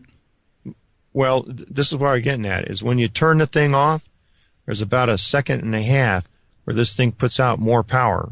Oh. It's the rebounding of the fabric of space. That's what I can only interpret it as at this juncture. Could it be electron bunching onto one of the arrays, and then there's a release at the end? That's a possibility. I've looked into this. Kind of like similar to radio transmitter magnetrons. Mm-hmm. There's a similar like effect there on electron bunching. And so we haven't investigated that 100% yet, because our goal is I don't want to be bypassed by some other team that's out there, because there's a lot of other teams out there trying to develop something similar to this. And so we can't afford to stop and, smell the roses here. We got to push forward, with caution of biologic of, is this thing going to be dangerous? And we've taken those measurements. It doesn't appear that it is. And everything that we know right now, it appears to be safe. And our next step is to get this thing off the ground. And any other effects there, we could study at a later date, but we need to get it off the ground. All right. Hold it right. That's what our push is. Hold it right there. Professor David Paris is my guest. And if you're following this, you're very, very excited. Even if you're not, and you're kind of following it, you understand the implications, I'm sure, of what you're being told. We'll be right back. Midnight in the Desert doesn't screen calls. We trust you. But remember, the NSA, well, to call the show, please dial 1-952-225-5278. That's 1-952-CALL-ART. Professor David Paris is my guest. He's developing a warp drive, or maybe we should say he has developed a warp drive, and he's trying to get a working model that would demonstrate beyond anybody's reasonable question that he has done exactly what he says he can do or has done. In other words, get to the next level, and the next level is that level where people are going to go, oh my God. And it's also the level where they're going to begin to knock on his door. And I'm sure you have anticipated, if it hasn't happened already, at that point it will happen. And then how will you deal with the DARPAs and the NASAs, or have you already had a call? Well, I've not had calls from them. I have had calls from other people through the backwaters, I guess, and I've just turned them down. And at this point, I can't take direction from somebody else to take a project over. I'm not done with this, and I won't be done with it. And the anticipation of when this thing is totally completed and we demonstrate beyond any shadow of a doubt what we've done, at that juncture, we would look at licensing agreements, I guess. Mm-hmm. Yeah, that moment is coming. Yeah, and we've thought about all of this, and my major concern is a misuse of this type of technology. Right. I know I will not be able to prevent it, but if everybody was in agreement, this could advance civilization to such a degree that we would reduce the famine. The economy would be a boom going into space. And this is something that we have to do as a civilization, or else we're going to die. It's not just taking care of the earth as good stewards of the land and water and whatnot, but it's a whole new paradigm shift. There are so many people out there that want to go to space. They're anxious to get there, and they want to see what they can do and make their mark into space. But it's a place that's never ending.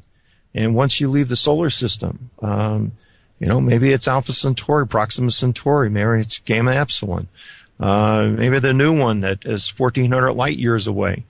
I believe this a mechanism with sufficient power. Now, of course, ours is operating on battery at this next plateau that we reach, but there are definitely energy generation systems there, possibly even maybe a small fusion reactor. Well, that's where I was going. Or a fission or plutonium reactor. Right. Well, after the knock on the door, after you've made the deal, then you suddenly have access to fusion reactors and so forth, right?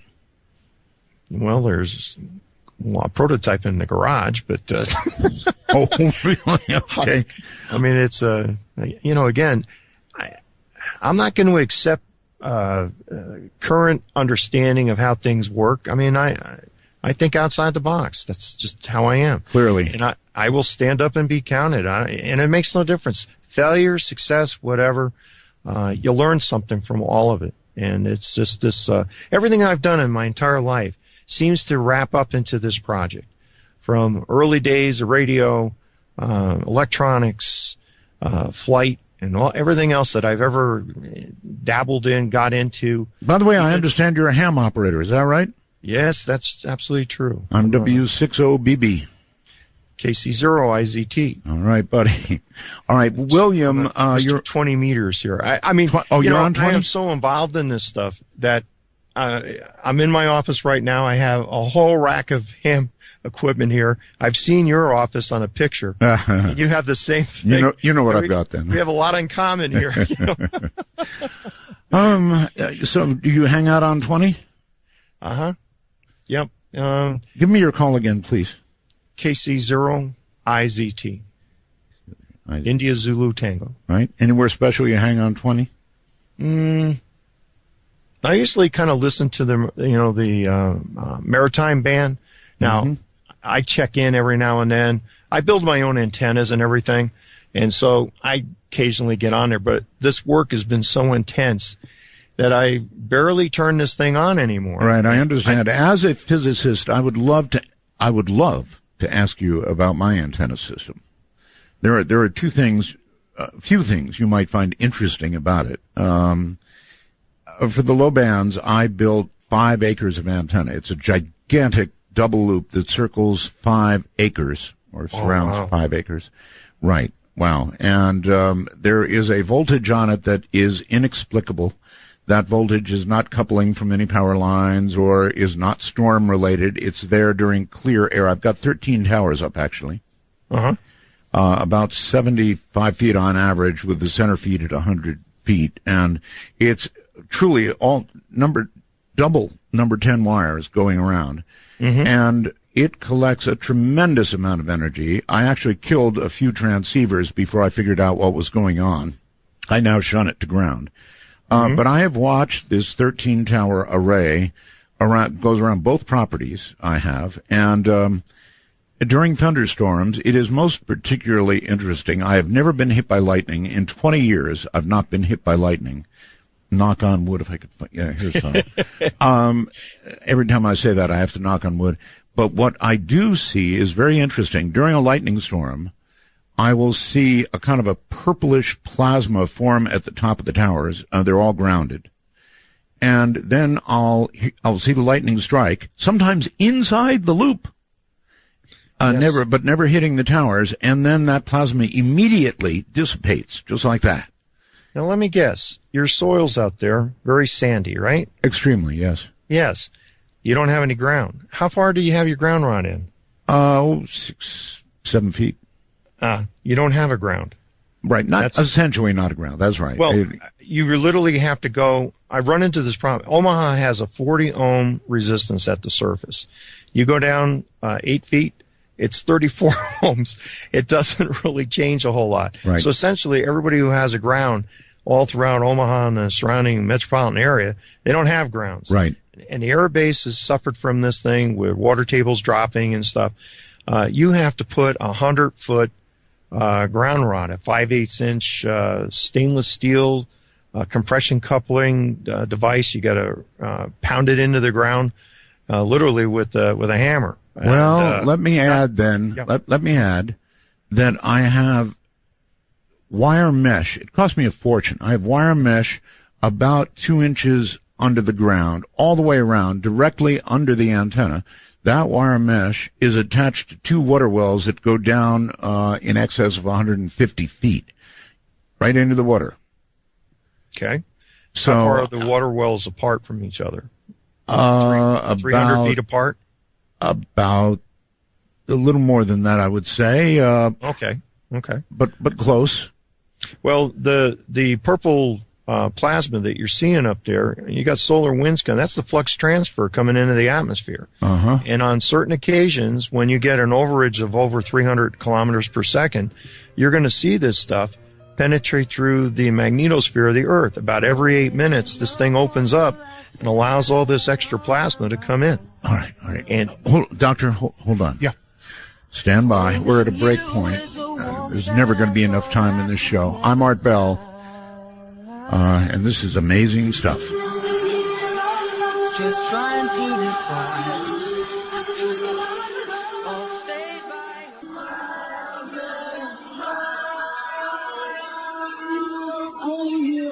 Want to take a ride?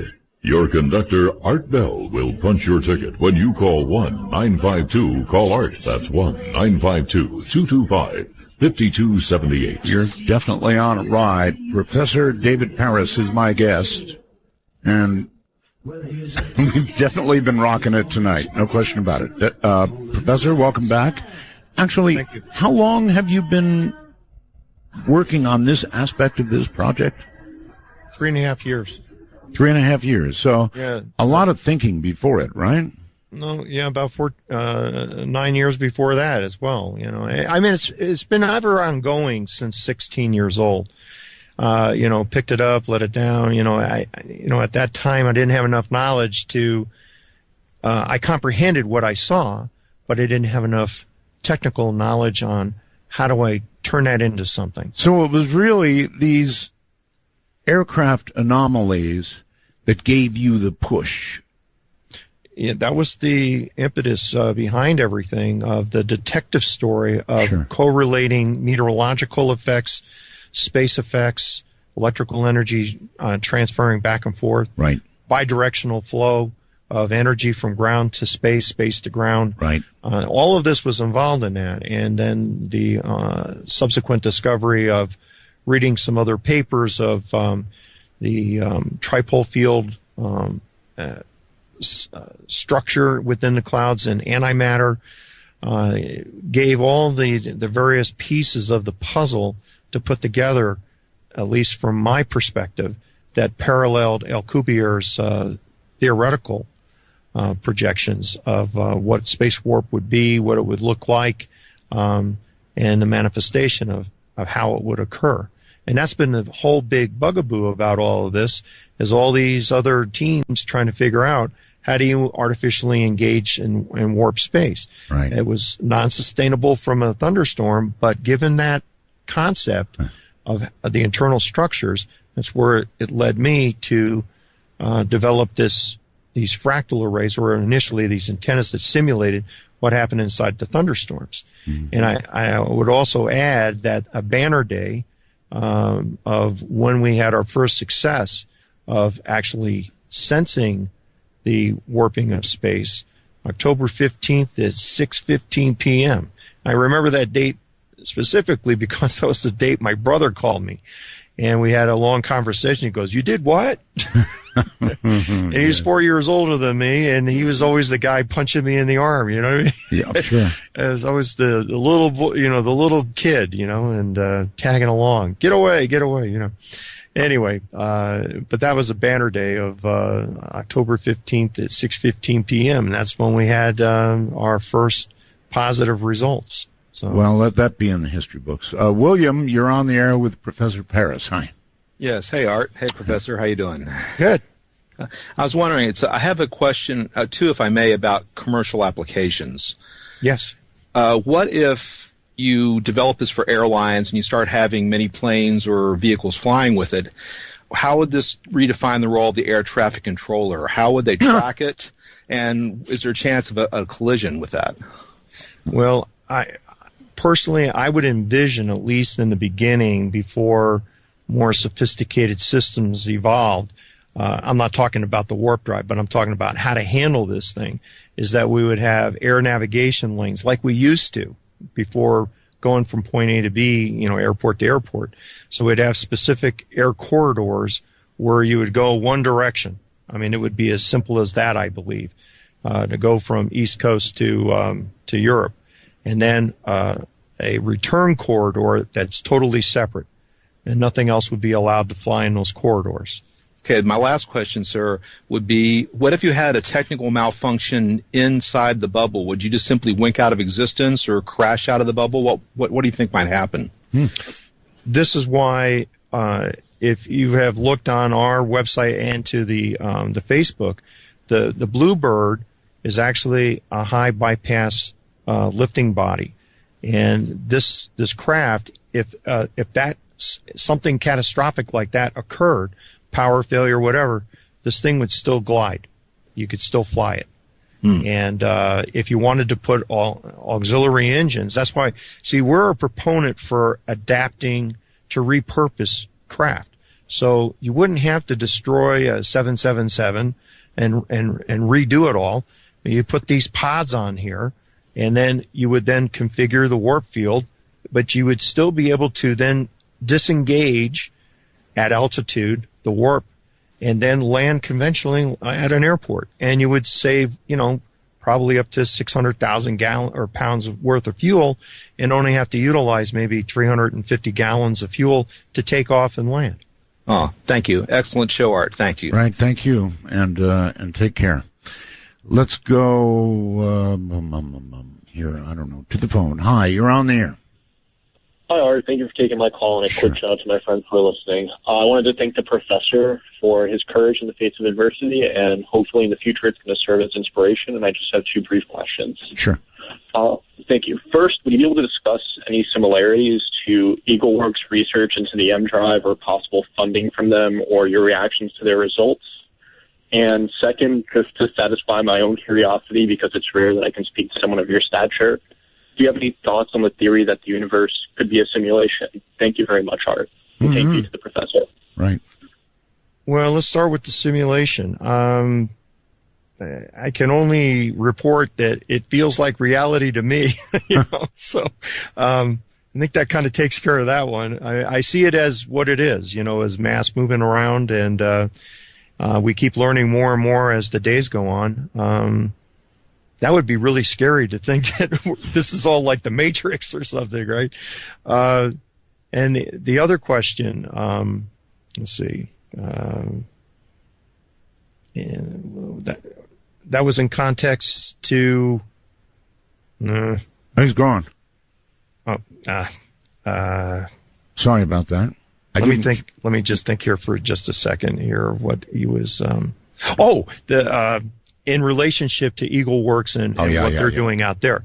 What they've actually done using the EM drive, and this is NASA Houston and Dr. Harold Sonny White's team, they've explored the internal workings of the basically the chamber which they bounce microwaves around. Mm-hmm. They have heating issues with that, and they have to readjust and retune this thing a lot.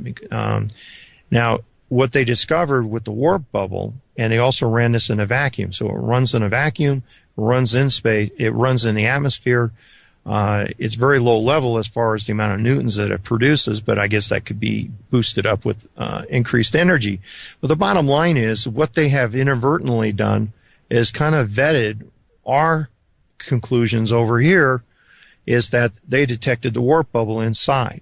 Now, I don't know to what descriptions that they've got that, but they have indicated, at least in the press, that they discovered a warp bubble association with bouncing these microwaves inside of their EM drive by the Shire drive, actually. He's an engineer scientist out of England that built this back in 2001. And people discredited him and told him that, it doesn't work, can't work.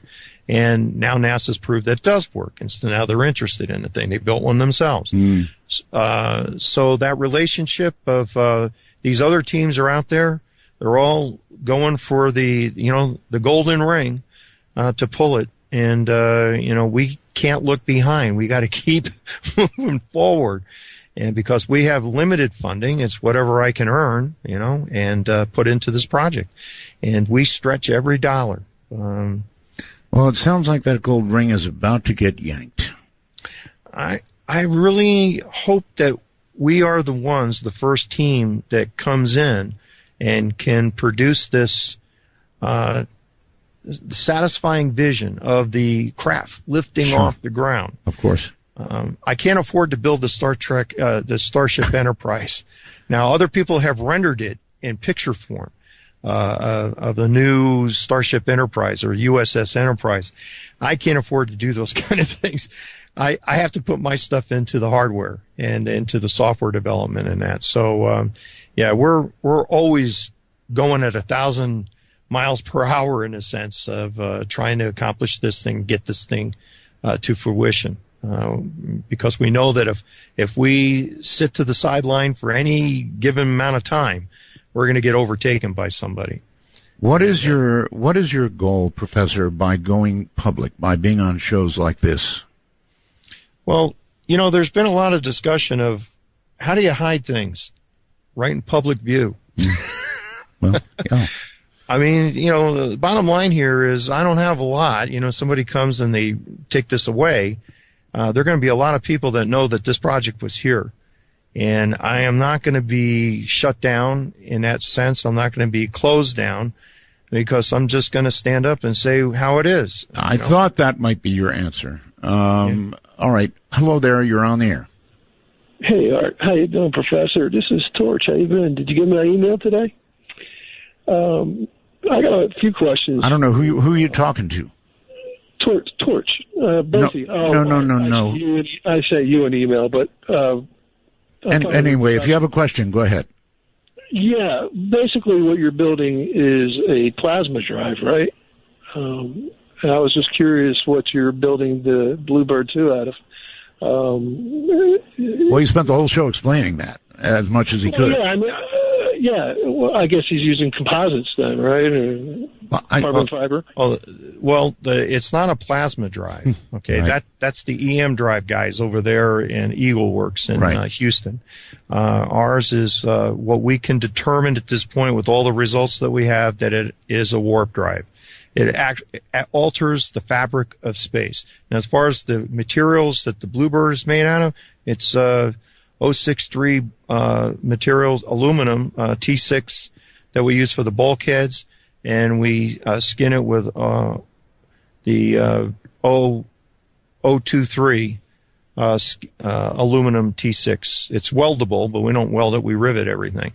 Mm-hmm. So there's like thousands of hours that's gone into that thing to put all this together, but our whole idea and concept has been to keep it as light as possible so that due to our power limitations that we need to overcome the so many newtons for so much weight. And this is what was encouraging with our new predicted line graph, is that with our current power capabilities, well, in the next month or so, that when we go up to from 2,000 to 4,000 watts, this is where we have the break point that now we can do some serious stuff, serious lifting with this. All right, JC12 or 1520, you're on the air. Hello, Art. Hello, get close to your mic, please. Yes, I'm trying to. Okay. Am I having any feedback? You're okay. Go ahead. I'm okay? All right. I really appreciate the discussion tonight. Good. Do you have a question? Yes, I do have a question. When you're talking about these kinds of technologies, there's this lingering question that I've heard from many other scientists that there's a delta T involved. There's a change in time that when you use these 0-point energies or whatever you want to call them, that you might be speeding up time around the area that you're using those technologies. And that might actually speed up the time that the sun has the ability to use energy, that we're speeding up the time of energy in the sun, that it might burn out Boy, I don't know about that. too quickly. Well, it's just this delta T concept is that we're speeding up time around the local area, and that might burn out the sun too quickly, and that might be a very obviously, you know what I mean. Not a bad thing. Yeah, burning out the sun would be a bad thing. But I think the question about time is nevertheless a good one. Yes, it is, and we have run time experiments with our mechanical stopwatches, because you get into the fields that are generated from this thing. If it's a circuit, it can destroy circuits if it's out in front of this I would think, yes. And so we have taken actual mechanical stopwatches and have a control. We have multiple stopwatches, and we go into the Faraday cage and position the watch in all different locations. Have the control watch outside. We take photos of it, digital photos, and then we make comparisons afterwards. And there's no differential, no differential of time. Now, Alcubierre also predicted that within the warp bubble itself, an observer from the ground, their ground clock would match identically to the clock within the craft itself. So there is no time distortion with this thing. Now, you may find a time differential in the actual line of the compression field itself, where the fabric of space has been warped. You may find a time differential there, but it has no effect onto the overall bubble itself, because it then expands out and everything goes back to normal there.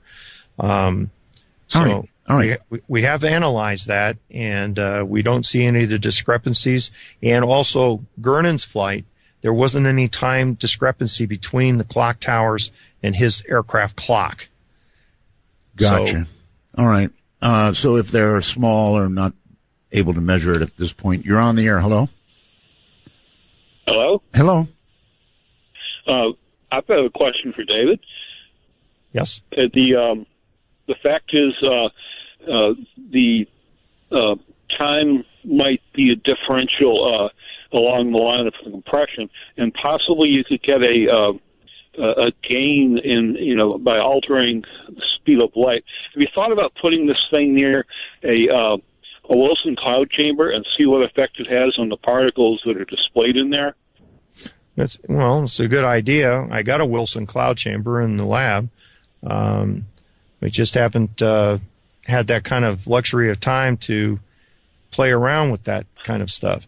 I get a lot of suggestions through emails that are posted to our website, and they're all very interesting, except I have to maintain my focus to get to the end goal here, and that's to get this thing off the ground.